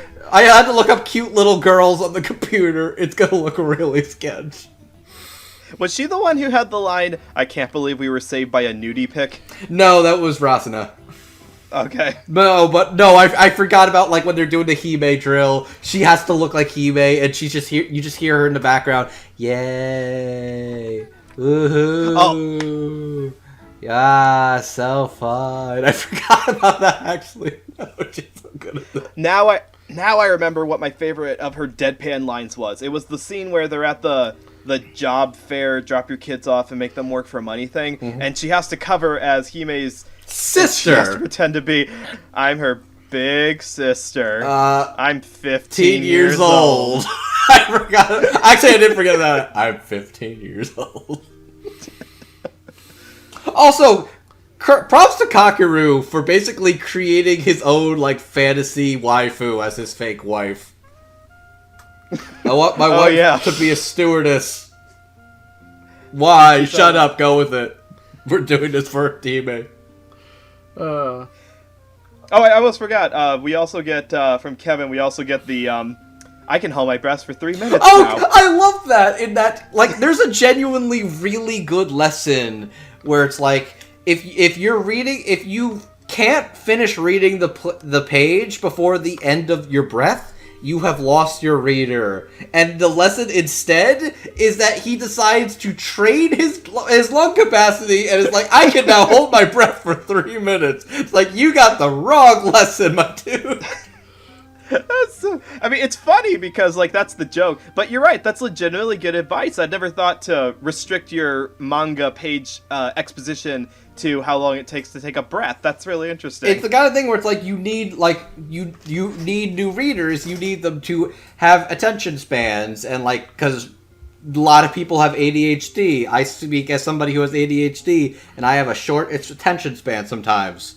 So it's like, reading Shonen Jump week to week. There are some manga where it's just like, okay, I basically could read this in 2 minutes. Like, Mashal. I read Mashal weekly. It's like, those are really short, quick chapters that you can get through really easily. But like you were also saying, it's not just people who have short attention spans, it's that you're competing with so many other pieces of media for attention. You are competing with everything else in the magazine. Yeah, I've definitely heard like comics people talk about. It's like, yeah, if you don't have them by page 3, you've lost them. Like, they're gonna put you down and pick up something else.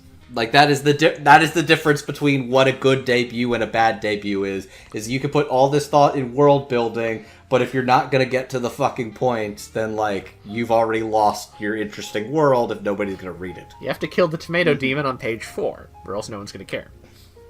You have to start that novel with, it was a dark and stormy night, suddenly a shot rang out.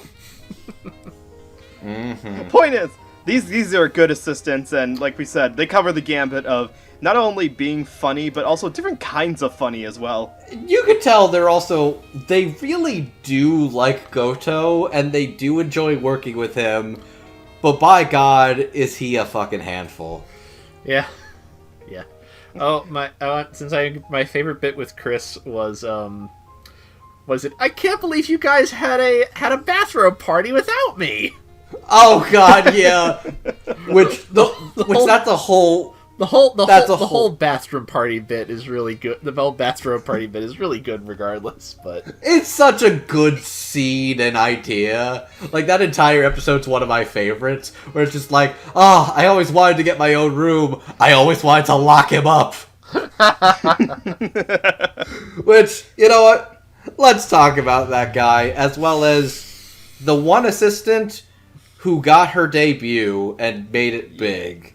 We're going to be talking about Rasuna Sumita, as well as Satsuki Tomaruin. Ruin indeed. We are going to be talking about the prodigy who made her debut, as well as the editor from hell.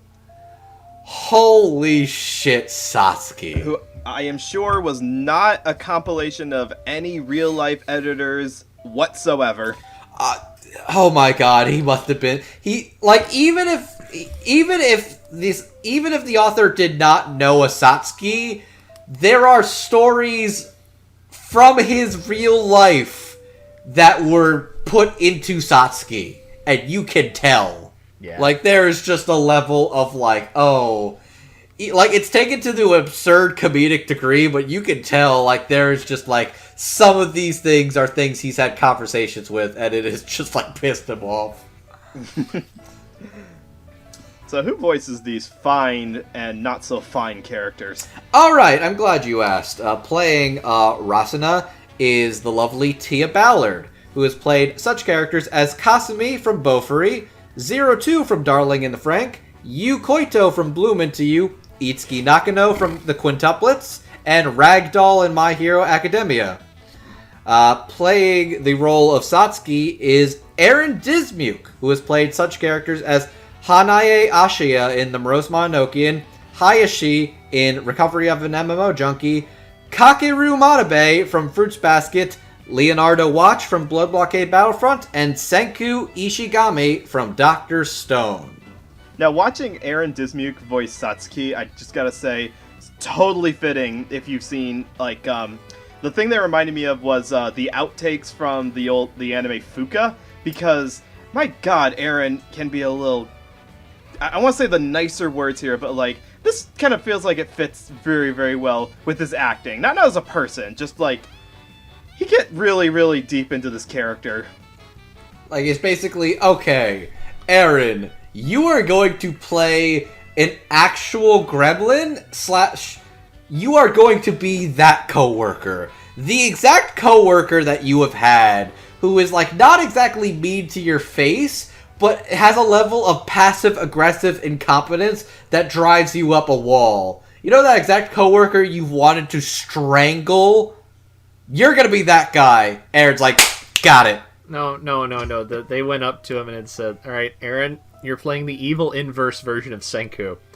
He has all of Senku's confidence and cockiness, but he is a dumb narcissist who does not know what he's doing and has risen to the top of his mediocrity. Wait, hang on, let me actually look up something. He has, in the words of Kevin Smith, failed upwards, basically. Or at bare minimum, he has taken a lot of credit for things that were not actually his doing. Okay, yes, no. This is after Dr. Stone debuted, so that works. Yeah, Dr. Stone was 2018. 2019. Not important. What's important is that Satsuki's his delivery is different from everybody else as well, because everybody else's speech and the way they talk is, like, very put together. They're pretty professional sounding. Aaron is the only character in the whole cast who kind of slurs his, like, it's kind of a intentionally unprofessional slurred delivery that fits very well, because it's like, this person should not be at the level that he's at right now. And so Aaron definitely gets that aspect of his personality really well. There's just something about him that is just so baffling. Everything about him as a person is, like, not only is it baffling and frustrating, but it's also like, I know you, or I know somebody like you, and you... Oh... Like... Let's, like, well, I was talking about the fact that, like, he added lol to every one of his genuine criticisms. Like, every scene with him and Goto is basically, when's it gonna be when Goto finally snaps? When are we gonna have one less character in the world? One less editor. And then it's just... So, like, I think the LOL is pretty bad, but, like, what would you say is, like, the next worst thing that he is? You mean the time where he accidentally made him quit his series? Yeah! Because he wanted a free fucking dinner? That's even worse. That's somehow even worse. The lol part is bad because it makes Kakushi look like an insensitive asshole. That's probably worse in the sense that he almost undid his livelihood because he wanted free dinner. He undid his livelihood and the livelihoods of his assistants, and, like, almost fucked the magazine over because you would have had to put in a new serialization if it ended. Basically almost destroyed the entire chain of command because he was cheap. The magazine could have found a new series without too much trouble. I don't think they're in as much trouble as everyone else.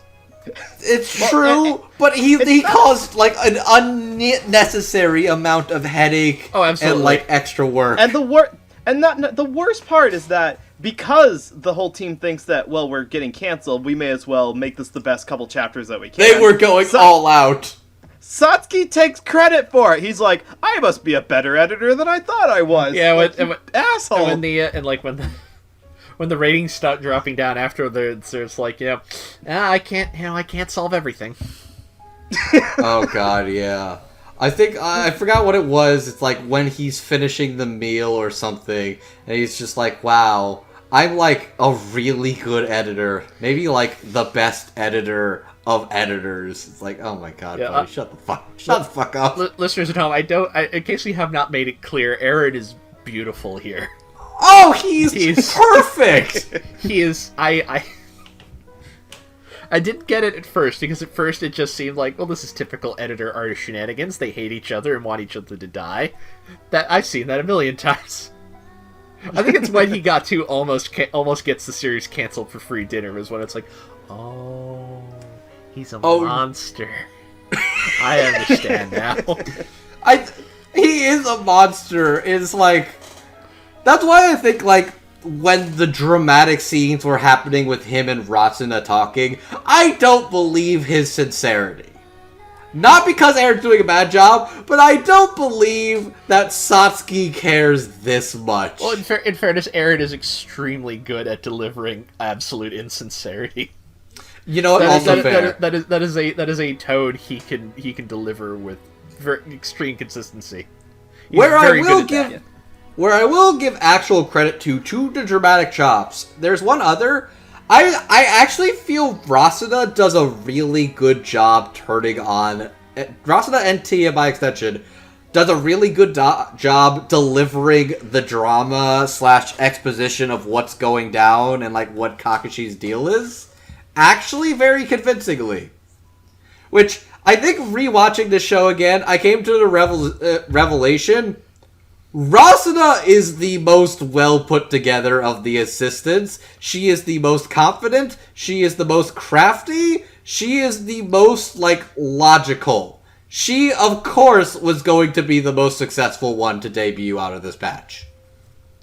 Which is ironic, because she mentions at that part where they think that they're about to be canceled, everyone's saying what they're going to go do. She mentions that she's going to go back to school and finish her degree, which implies that she had stopped or dropped out for whatever reason. So I feel like she had matured quite a bit over the course of the series. I think the reality is that she just has, like, the most sense of a manga author. Mm-hmm. Like, she's even, like, kind of crafty in the fact that, like, nobody else understood about the 100th chapter coming up. Not even Satsuki, which, by the way, God, the whole punchline of, we're celebrating our 38th anniversary! He's like, what's the big deal about 100 chapters? That's dumb. And you can tell, like, Rasuna is like, oh, I did a little thing to actually celebrate it, because you didn't catch that. It's like, it's silly, but it's adorable.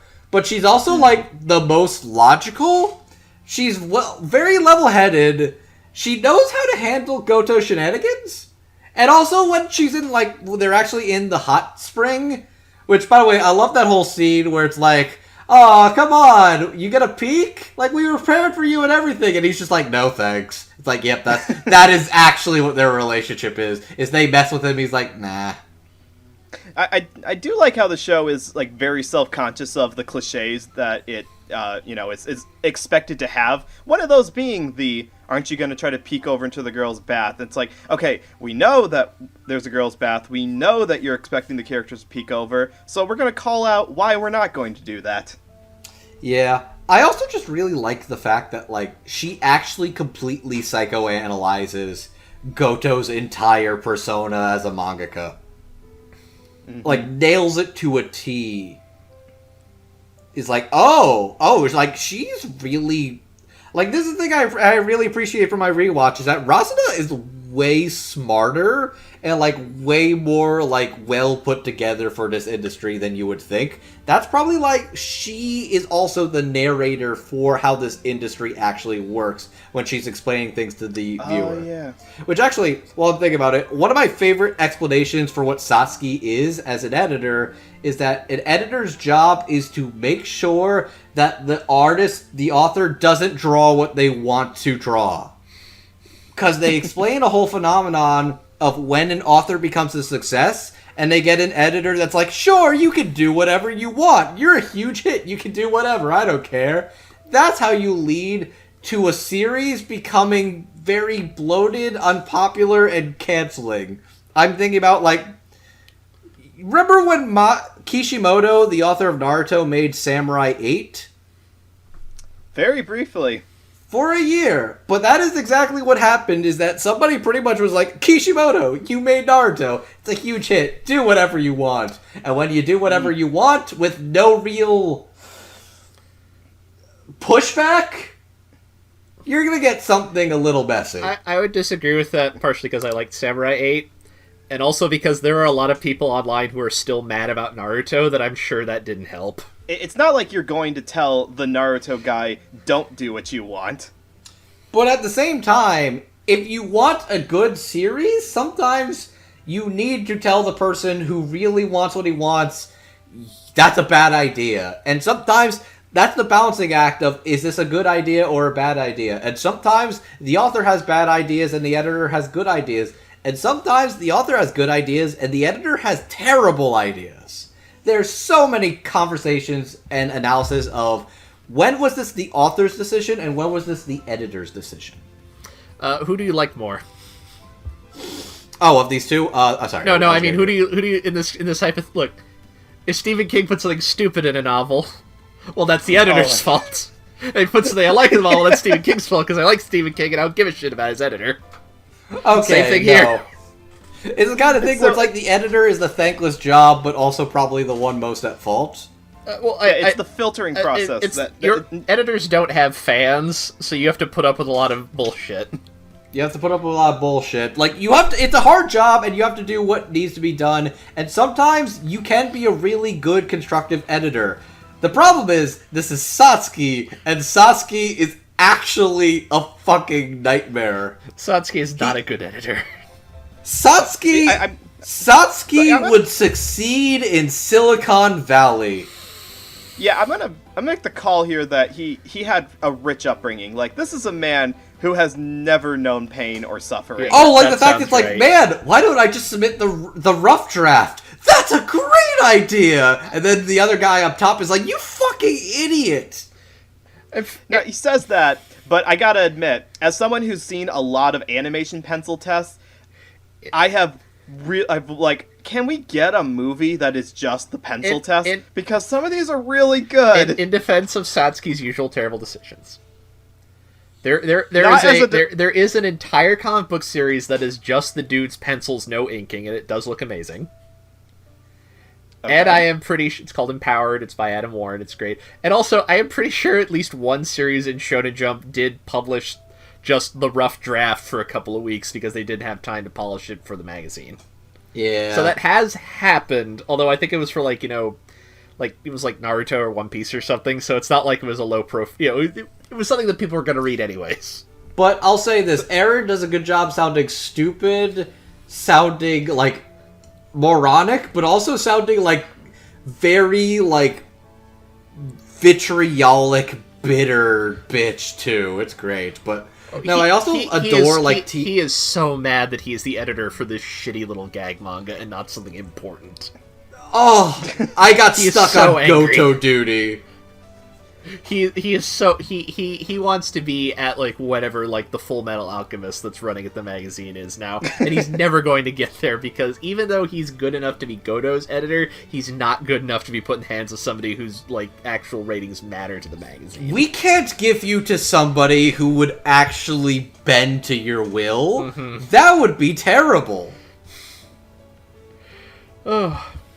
But also, I love Tia as Rasada because she's very sweet. She's very fun, but like I said, she's very, like, she's actually very, like, sincere, serious, and also, like, pretty funny. But I also love her narration about talking about the industry a little.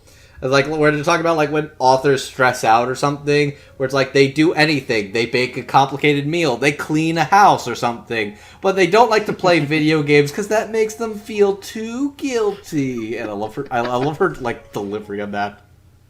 That was a good...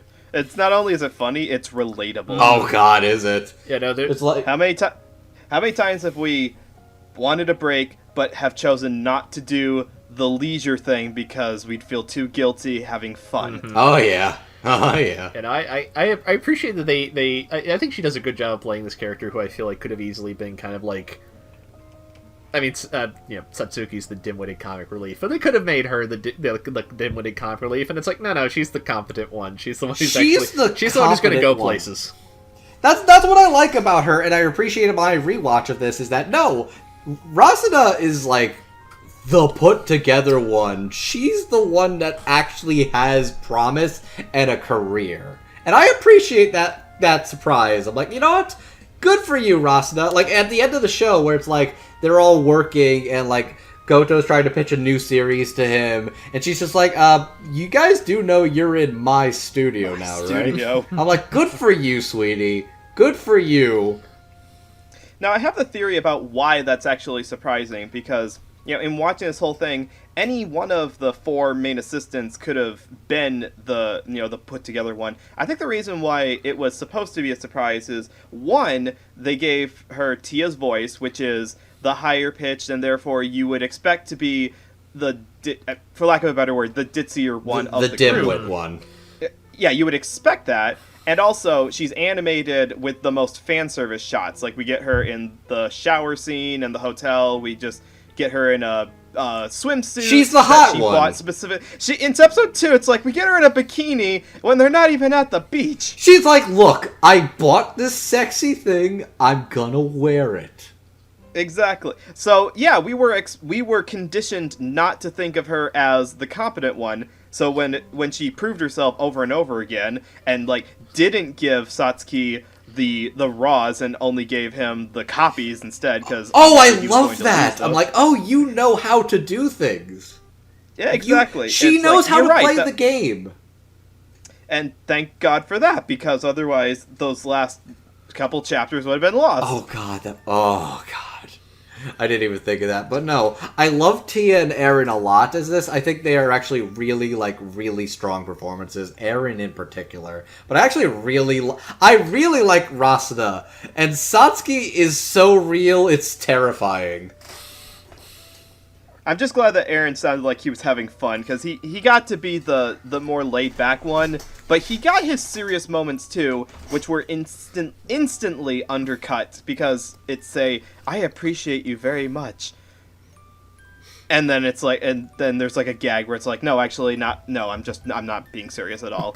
That scene where the whole crew is trying to have a kinder world, and he walks in, and he's like, on the phone, and he's talking like, don't these people know how grateful they should be to be published in a magazine? Oh, hi, guys! Also, how many times has he put Hime's life in danger because he's an idiot or horny? She was at a different party, and you brought her to the wrong party! He really wanted to fuck Nadila. And we have no confirmation about whether he did or not. I hope he didn't. No. No. I feel like if there's anybody who doesn't deserve any of that, it's Satsuki. Satsuki, you brought out Satsuki seems like he was raised rich. He feels like he was raised rich, but either his family does not have that wealth anymore, or he has no access to it, and that's why he's a mid-level editor at a manga magazine. The only thing that deserves to fuck Satsuki is life. And with that, I think we can move on to our main manga author and his precious little girl. I am talking, of course, about the Goto family, which is Kakushigoto and Hime Goto. These two are the heart and soul of the show. I feel like if these characters don't work and aren't believable or funny, the show doesn't work. And I think they help glue together what makes the show work. And their relationship is genuinely sweet, adorable, and precious. And I would like to talk about the actors who play them. Starting us off, Kakushigoto. The Kakushigoto who Kakushis his Goto. He is played... Don't you mean Kazushi Goto? Oh, right! Yeah, he changed his name on all of his cards. What a fucking weird thing to... My god, this dude's mental. Well, I mean, if you're gonna go for a pen name, though, wouldn't you make it a little more distinct than one letter off from your birth name? Well, he's trying to fool a 10-year-old. He fools her pretty good, which is the most amazing thing, is that he genuinely fools her. Yeah, that's surprising. And they even addressed that in the very last episode, like, didn't you suspect anything? And she's like, not really. Little blissful ignorance. Anyways, yeah. Playing the role of Kakushigoto is one Howard Wang, who has played such characters as Chikapashi in Golden Kamuy, Shihai Kurorio in My Hero Academia, Uta Ota in Actors Song Connection, Tatsuya Himuro in Kuroko's Basketball, and Langa Hashigawa in Skate the Infinity. And playing the role of Hime is Morgan LeRae, who has played such characters as Akira Mato in Tokyo Ghoul, Dia Kurosawa in Love Live Sunshine, Elena Aoki in Gleipnir, Saki Sato in Interviews with Monster Girls, and Yuko Aoi in Nichijou My Ordinary Life.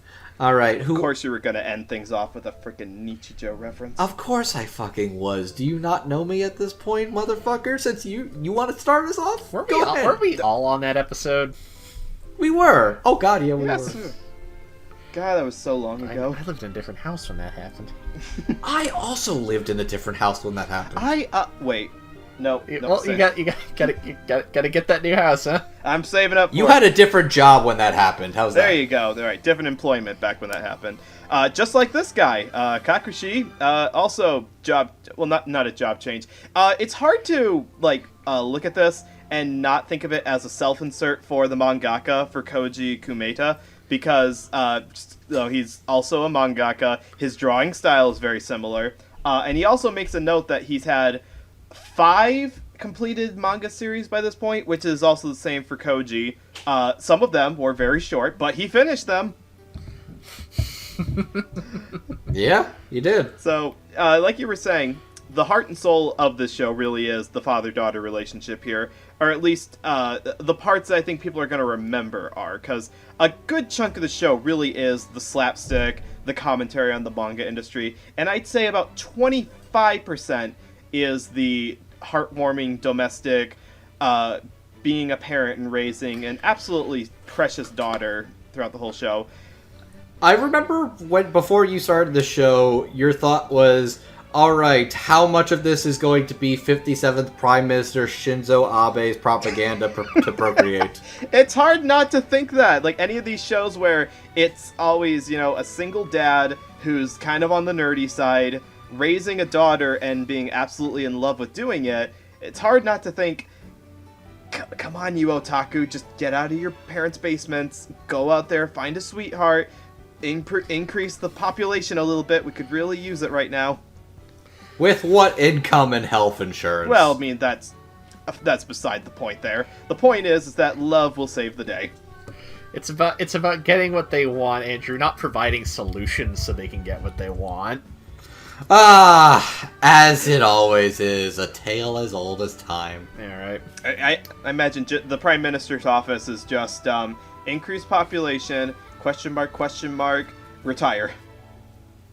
I'm sure those Olympics are going great. Oh, let's not even go there. I just want to focus on Howard's performance because, like I said, the heartwarming father parts are the parts that I'm going to remember from this mostly. But Howard has to have really adorable dad voice as well, and he really does that really well. It feels like his more neutral voice is when he's at home with Hime, talking with her about, like, hey, I got you your favorite strawberry candy, or I see that you're looking at the number of brushstrokes in my name, and it's like, that's very sweet stuff.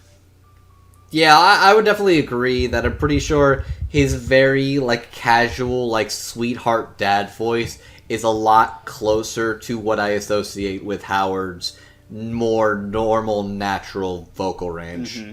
And it's easy for someone to have that dip into the monotone, like to be too casual, but he doesn't. He keeps a veneer professionalism, primarily because Kakushi's cover is that he's a salaryman, so when he's around Hime, he tries to keep that professional veneer, contrasted with his at-work manga personality, which is, oh my gosh, all over the place in terms of comedic. It can be deadpan, it can be over-the-top funny, it can be I'm going to die, I am in despair level. It's just all over the place, and I'm losing my mind, I'm going to die, I want to die, I'm going to tear up everybody in this entire room, I am going to lose myself. It is every level of, like, human joy, anguish, and suffering.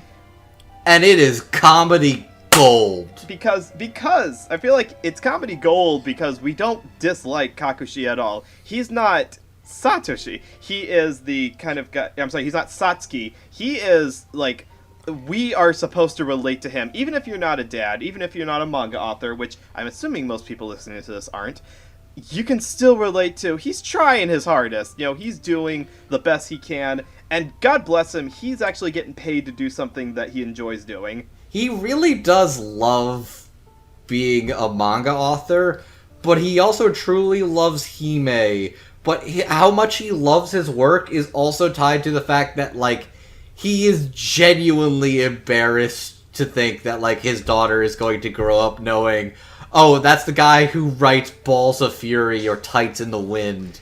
It's like, oh... He's like, I don't want to do that to my precious baby girl. I don't want her to know about the dick jokes I have drawn. Which is really funny if you spend any time thinking about it, because, my man, your daughter is 10. She will find the dick jokes funny. She would probably be really excited to find out that you draw the funny manga in the magazine. You're not gonna let her read it, but you can tell she's just like, my daddy draws manga. He's the best. I mean, he does. I mean, like, there's the fear of her getting older and finding him gross and weird, but, like, that's also, it's a teenage thing anyways, which, you know what? I love that the show ends. I love that the punchline of how the show ends is, I have a secret. I also draw manga. I'm like, okay, you know what? Sure. I was wondering if there was going to be a really silly twist. The show starts, and it's like, all right, the parts of this in the future and something bad has happened. I was really worried it was going to be something like... The punchline was going to be whatever bad happened was actually really stupid and asinine, because I felt like that would kind of spoil it. And I was really happy that the twist at the end ended up just being like, no, your daughter turned into mangaka too. Completely independent of your own influence. Like, she just decided she wanted to do that by herself. Which is hilarious. That's so funny. That's genuinely hilarious. And it's heartwarming because it justifies his turns, but it also says, like, no, it's okay because she's got these same insecurities as well. Don't you feel good about, you know, that you did a good job raising her? Mm-hmm. So I do like. I just want to point the last thing on Howard is that in a balance between both the comedic and the serious parts is. He's having father-in-law issues. You know, his Hime's maternal grandfather is consistently trying to help out and is always belittling Kakushi any chance he gets. So that bit where he asks Kakushi, how would you feel if Hime brought home a guy who writes a manga called Balls of Fury? And Kakushi's response is rightfully, I would be absolutely devastated, and instantly realizes... I'm no good for my own daughter. I think the amazing thing about Howard Wang as Kakushigoto is that he captures the warmth, he captures the struggle, he captures the insecurity, the drama, and the fear, while also being one of the funniest, most insane, incredible performances I heard all last year. It genuinely took home my best, like, comedic lead in a dubby, and I really wanted to make sure Howard Wang got on that fan vote because he is that fucking good. This is honestly, like, I knew of Howard Wang as an actor before this show. I've heard him in other stuff before. This is the one where I'm like, not only is Howard Wang good, Howard Wang is really good. This has to be... This guy needs a future. And I'm really happy that this year in particular is the year I'm seeing Howard Wang pop off in particular. I'm really, really happy about that.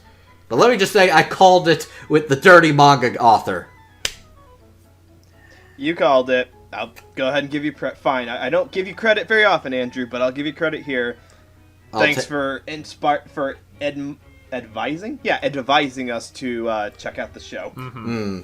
I also should probably talk about Morgan as Hime, which, I gotta say, when I first heard about this casting, I thought this was an odd choice.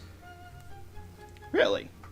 Yes, because pretty much up until, like, recently, I associated Morgan with deeper voices, older women, and, like, sexy, sultry characters. Not until, like... That's fair. Not until Nichijou, really, did I ever really know her as, like, she could be a goofy, comedic weirdo. And even then, Hime's not even really that goofy. Oh, no. She's kind of a little awkward, meek girl. She's... But it's also a very high pitch. A much higher pitch than I think Morgan usually I think there's gets. a reason for that. If you've been around kids at all, they don't have a lot of lung capacity, so they speak from the throat most of the time. You know, I'm surrounded by 3 kids all day, so I catch this, is that they speak all the vibrations in the throat. It's not deep breath and, like, speak from the diaphragm like a professional singer would. So I believe the way that Morgan achieved that higher pitched almost and kind of hushed demeanor was by trying to speak through the throat when she was in 10-year-old mode. Which I think for the most part, it's a little strained at the start, but I think she really, really grows into it and makes it work very well, that it really does kind of grow on me. Though there's a couple of times where it's like you can hear her kind of crack a little. Oh, yeah. Like, you can tell she's having a little bit of a strain. I think one of my favorites is, like, when she's, like, really she's really, like, shocked. When it's like, you're gonna throw 2 birthday parties for me? And I just hear her in this really kind of, like, raspy voice when she's trying to exclaim, "What about the fried chicken?" And I'm like, that is hilarious. But also, it sounds like she's definitely pushing herself a little more than she's comfortable with. And those kind of scenes don't pop up very often because Hime's delivery is mostly in that normal register, that hushed 10-year-old girl register. So it is noticeable when there's those bits where, like, the fried chicken, it's very noticeably pushing her voice. I thought Morgan gave a really good performance. And I think, like, how do we put this? The show requires her to say daddy a lot. And that word has gained a lot of baggage I feel like in the last few years, especially online, that is not really it has. And it is a credit to Morgan's acting that at no point did I ever end up snickering or going her or anything like that. She did a very good job of making this sound like, no, this is just a small child referring to her father. Okay. And I thought she did a fantastic job of being able to maintain that. Now, the one show that doesn't make daddy sound dirty. Kakushigoto didn't make daddy weird. Kakushigoto, surprisingly wholesome. Shockingly wholesome, despite the fact that this man draws dirty manga for a living. I mean, look, I like Sayonara Zetsubo Sensei, but if you ask me, what's that about? It's like, it's suicide jokes. Lots and lots of suicide jokes. Yeah, and other deeply uncomfortable things. So it is a little funny that, like, the other thing I've now seen by him is, like that guy still made this, you can tell, but, like, it's like, no, the wholesome bits are going to be actually wholesome. It's genuinely wholesome and genuinely funny, with also a bit of a twist, which I'm told is also a staple of this author. Yeah, he's a fan of subverting expectations. So, watching the show for the first time, it's like, okay, what's the deal? What's happening? What's going on? What's the reveal? And knowing the reveal, There's a phrase I remember learning as a kid. I think it was related to math, actually. It's an acronym that's called KISS. Oh, keep it simple, stupid? Keep it simple, stupid. Yeah. Where sometimes I feel like, yes, sometimes picking the road less expected is fun and exciting and can lead to some interesting moments. But I feel like overcomplicating it can also lead to its own share of troubles. I feel the reveals in the last episode are almost too complicated. Does it feel like it's multiple episodes worth of content squeezed into a final 22 minutes? Oh, I assumed, given... I mean, the manga's I think 12 volumes. I assume part of it is, they understand... They were ending... They understand the gag manga stuff is the bread and butter of the show. They want to have that dramatic arc, but I feel like it's also this is not what people are honestly, here for. Noah, I think they do recognize that they kind of cramped it in. Because the anime and manga ended around the same time as each other, so they kind of matched it. There you go. Okay, yep, alright, yep. As well as the fact that they are releasing a new, movie in the coming months, which is a compilation movie, which is of the episodes, and it's going to feature new different scenes that they weren't able to fit into the anime. Okay, yep. Oh, this okay, yeah. Which is interesting. Does that all check out? Given the kind of show it is, there being a bunch of sudden dramatic revelations last episode didn't seem too off, because that almost felt like a little bit of a gag in of itself. Also, it explains why the hell Kakushi has so many hang-ups, because oh my god, you have so much baggage, my poor man. I'm sorry, you're the product of an affair, and your father hates you because he thinks you make low-life garbage? Oof. Well, one of those. Oh, would Jesus be more Christ. I mean, I would have fully believed just the inferiority complex, and it also explains the what's called imposter syndrome when during the autographs. Kakushigoto is the poster boy of imposter syndrome. So much so. It hurts to watch. That's really the part where it felt like this is getting a little too close to home, because I don't know very many anime or any media really, that cop to the people who don't feel they're good enough for the position that they're in truth. The one thing I'll say is this. I think the reason for him being in debt is because his wife was lost at sea and he was hiring an investigator to look for her for a decade and a half. Mm-hmm. I mean, was a little too far-fetched. I think of it this way. He's saying it's looking for her. He just wants to find a body so there's closure.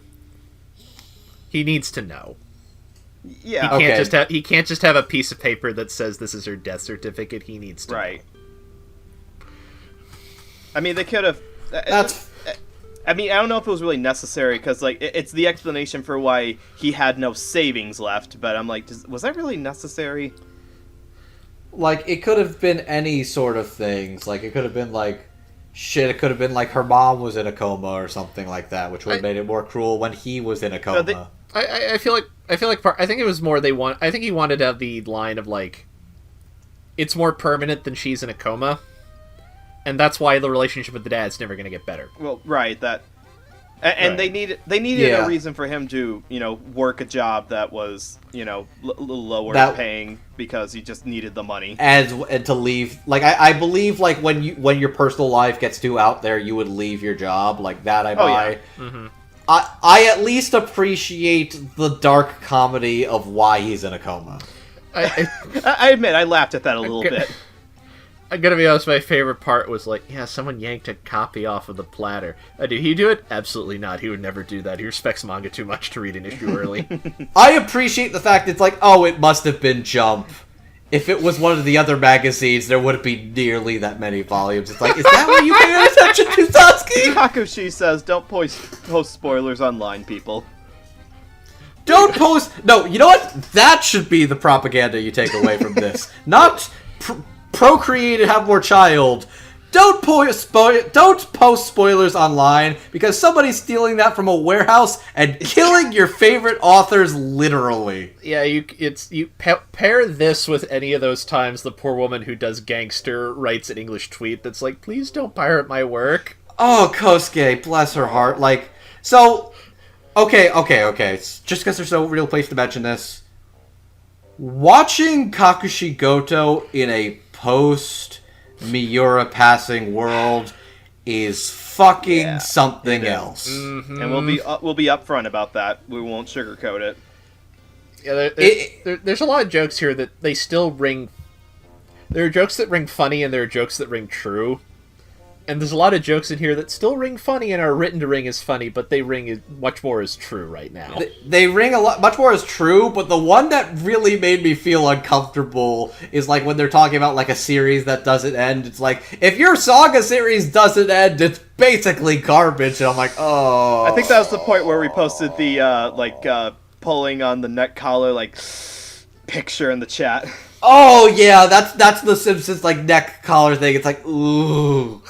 I know time and place. Now, obviously, this was published back in 2020, so before this, no knowledge of any deaths in the of this particular death in the industry.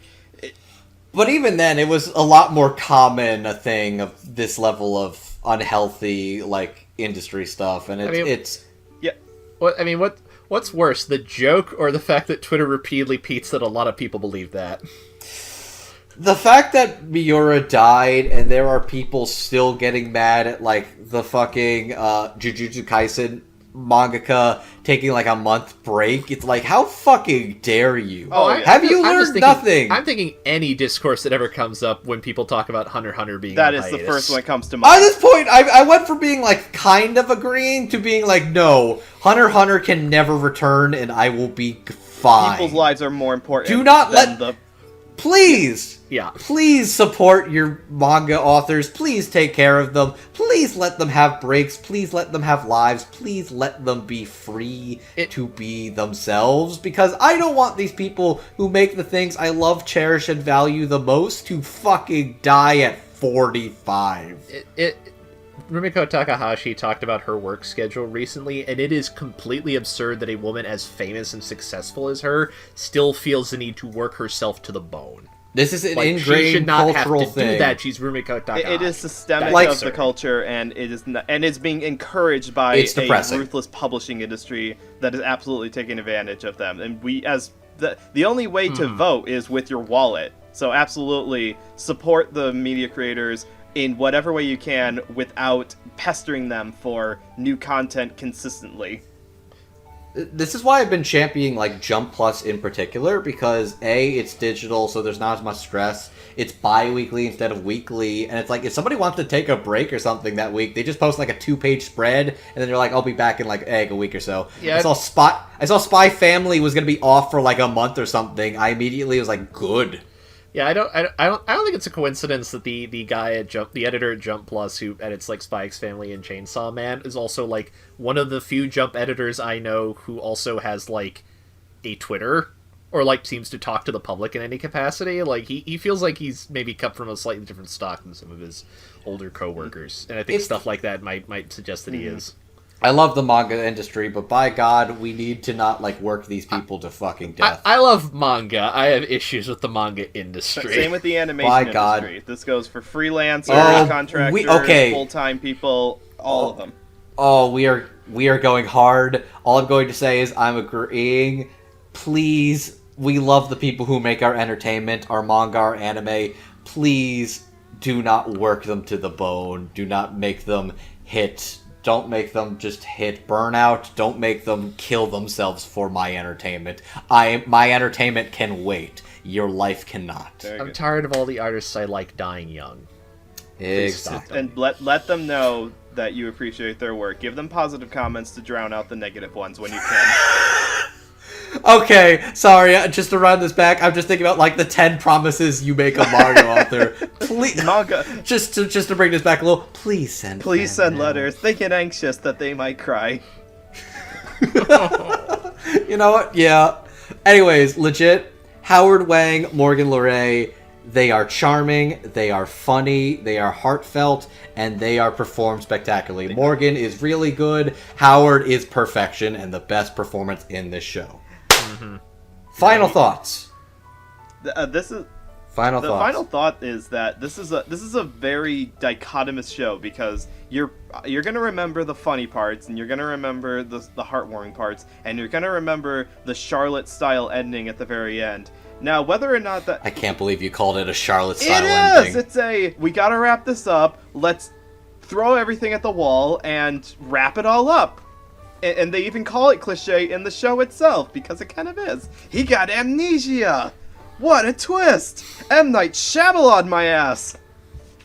Oh my god. Anyways, continue. But I will say that the parts are greater than the whole, because I thoroughly enjoyed coming back to the show, like, episode on episode. I don't normally, like, get into a show where I really want to watch the next episode.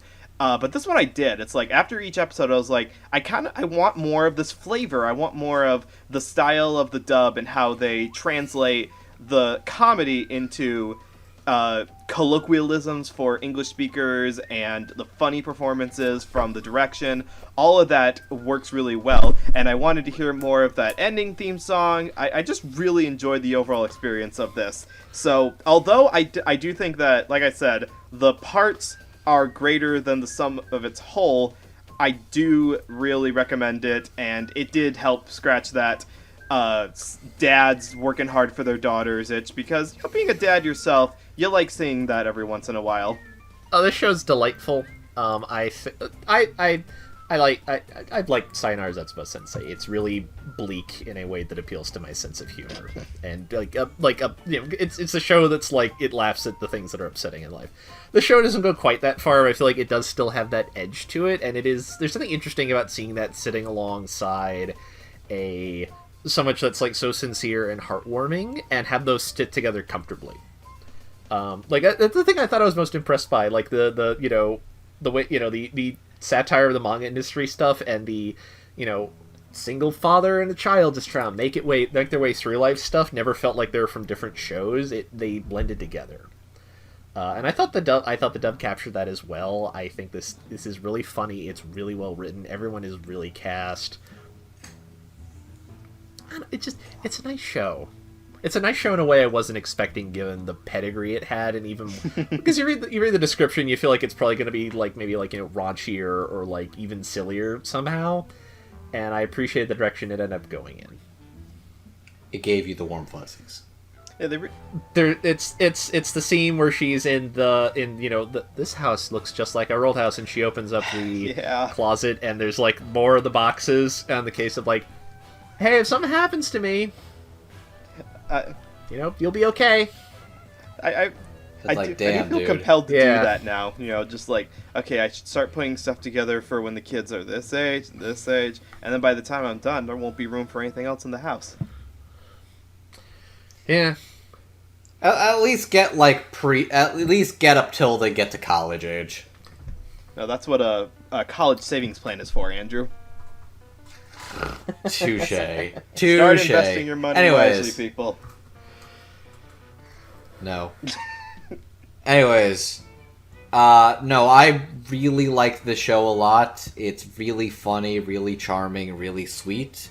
I really think this dub is particularly interesting, not only because it's ambitious, because it's a good amount of, like, veterans, as well as, at the time, relatively newcomers, and some really ambitious performances working the gambit. Like, Howard Wang in particular is, like, the standout, and just sold me on him completely as an actor. The direction and comedic timing is really solid, and the ambitious work that, like, Kristen put into adapting this script, that was very dense and full of, like, extreme Japanese wordplay, puns, and references that nobody, not even, like, the most weeaboo people would even get. Like, it was an impressive undertaking, and the fact that this dub is as funny and comprehensible as it is a real testament to the people in this dub, as well as Jade and Kristen's work on it. It was commendable, and I really, really enjoyed it. Yes. And with that, it is time to put our pens down, because we have made our deadline! Alright! Same time again! Yay! Next week. Okay. Oh, shit. We're going to have to do revisions now. Oh, God. We're not going to have time to sleep. Anyways, let's do this quick because the grind never ends. Oh, Can't we fun. just, like cram and do, like, a month's worth of work now so we can have until December off? You know what? There's an idea. Let's. I can't even make a joke about that. Don't work yourself to the bone or till you hit burnout. We're gonna do things at the pace we decide to do them, and you'll like it either way. Thank you for tuning in, because we love you. Because we are the Dub Talk Podcast. If you're listening to us, you're probably either on our YouTube at Dub Talk.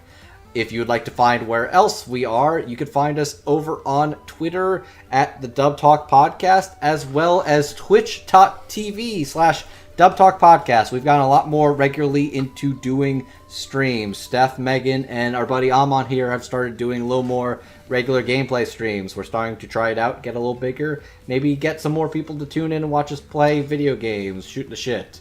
Maybe even talk anime and games for when we're shooting the shit. You never know. If you would like to listen to us, you can also listen to us on Spotify and Apple Podcasts, where we are there thanks to the lovely, wonderful donations of our lovely patrons, our lovely Patreon. Anybody who supports us, if you could get early access, you could get little sneak previews, early access to audio forms of the episode, and updates and the likes. We'd like to give a shout out to our wonderful patrons who make this stuff happen. We love you and appreciate you. These includes Megan's mom and dad, Michelle Travis, Miraculous Corazon, Nico Robin but with Yowie hands, Sue Tweet, and Victor Mayborda. Those are our lovely $5 patrons. And our real $10 patrons, Carly Lesticow, Crimson Echidna, Jacob Wilson, J2 aka Jared, Julia W, Marissa Lenti, and Otaku Anthony. We love and appreciate all of your faces, and thank you that you tune in as much as you did. Seriously, we love and appreciate all of you. And if you'd like to follow me, I am over on Twitter at MangaMan9000. Andrew, if I'm a simple, impressionable person who would like to watch Kakushigoto, where can I do that? You're right! Did you say Kakushigoto? No, I said, the show on the screen. Alright, sit down. You're right. Where would you like to watch Kakushigoto? If you would like to watch Kakushigoto, the entire show, both sub and dub, is available on Funimation.com, where if you would like to check it out, you could go for a 14-day free trial. I don't remember what the current price is, but you gotta make sure you get 14 free days to try out Funimation services, where you can watch thousands of hours of subbed and dubbed content. Just make sure that if you're going to charge your credit card after 14 days, so you better make sure to cancel it if you really want that trial, or just stick with it because it's a really good value at this point. There's a shit ton of anime, a lot of good stuff to watch. And if you would like to read the manga of Kakushigoto, because this is about a manga, Kodansha only has digital releases, sadly. But you can purchase the digital thing wherever digital manga platforms are sold. I think all 12 volumes are now available and translated. It's under the title Kakushigoto, My Dad's Secret Ambition. Are you sure it's Kodansha? I could have sworn that it was Godansha who was publishing this. Well, see, Fuck off! The joke there is that Go and Ko are written with the same character in Japanese. You just do or don't add like a little critical onto it to make it Ko. Oh god, I didn't even mention the whole insane like manga party, which gave me like my the greatest line in the show. All manga artists are basically lolicons. I'm like, wow, just fucking Not said beating it. around the bush. No, it is not. Anyways, my name is Classy Spartan. You can find me on Twitter at MangaMan9000. You can also find me on my other podcast gig, for Surreal Resolutions Podcast O&A, where we talk about the latest in anime news alongside fellow podcast co-host alumni, Jet. Noah, why don't you introduce the lovely people to yourself? Hello, everybody. My name is Noah Clue, and you can follow me on Twitter at Noah Clue, where if you want more content involving not a single father, but a married father raising children. I usually post pictures of my kids there and our other summer shenanigans because, woohoo, it is summer vacation now, yeah! And also talk about cartoons or stuff, but nobody listening to this is here for the cartoons, obviously. You know what they are here for? No one's here for my Dusty Old Song segment. Let's be real here. No, they are though. I'm here for it. I'm sorry. Okay. Andrew introduced the whole group with the intro song, and then we got to the ending song, and well, you go ahead and explain why it's a great song, Amon. All right, gentlemen, I want to ask you a question. Have you ever witnessed something in life that you see it? It happens to you, you think about it, and you can really only interpret it as a sign from God trying to direct you in the right direction. I literally found my Fitbit that I thought was missing on my desk at work today. I pick it up, the first thing it says is run, and my immediate thought was I should start running at work a little bit to work out. So yes. All right, well, I had an experience of that when we got to the ending theme at the first episode of this show. So, there's this genre of music I like called city pop. City pop. I saw a description somewhere. City pop is it is a genre popular in Japan, kind of in the mid to late 70s through the 80s. It is, I saw someone describe it as like it is the older sibling of J-pop, or at least 80s J-pop. It's smooth, it's sophisticated, it projects this sort of urban nightlife feel. It's music. It is the sort of music that if Miami Vice included music that was not made in the English-speaking parts of the world, it would absolutely have used city pop on some of those episodes. Like, it's that kind of cool, sophisticated 80s music. I'm a fan, because, as we know, I am like yacht rock, a la Steely Dan, Doobie Brothers, etc.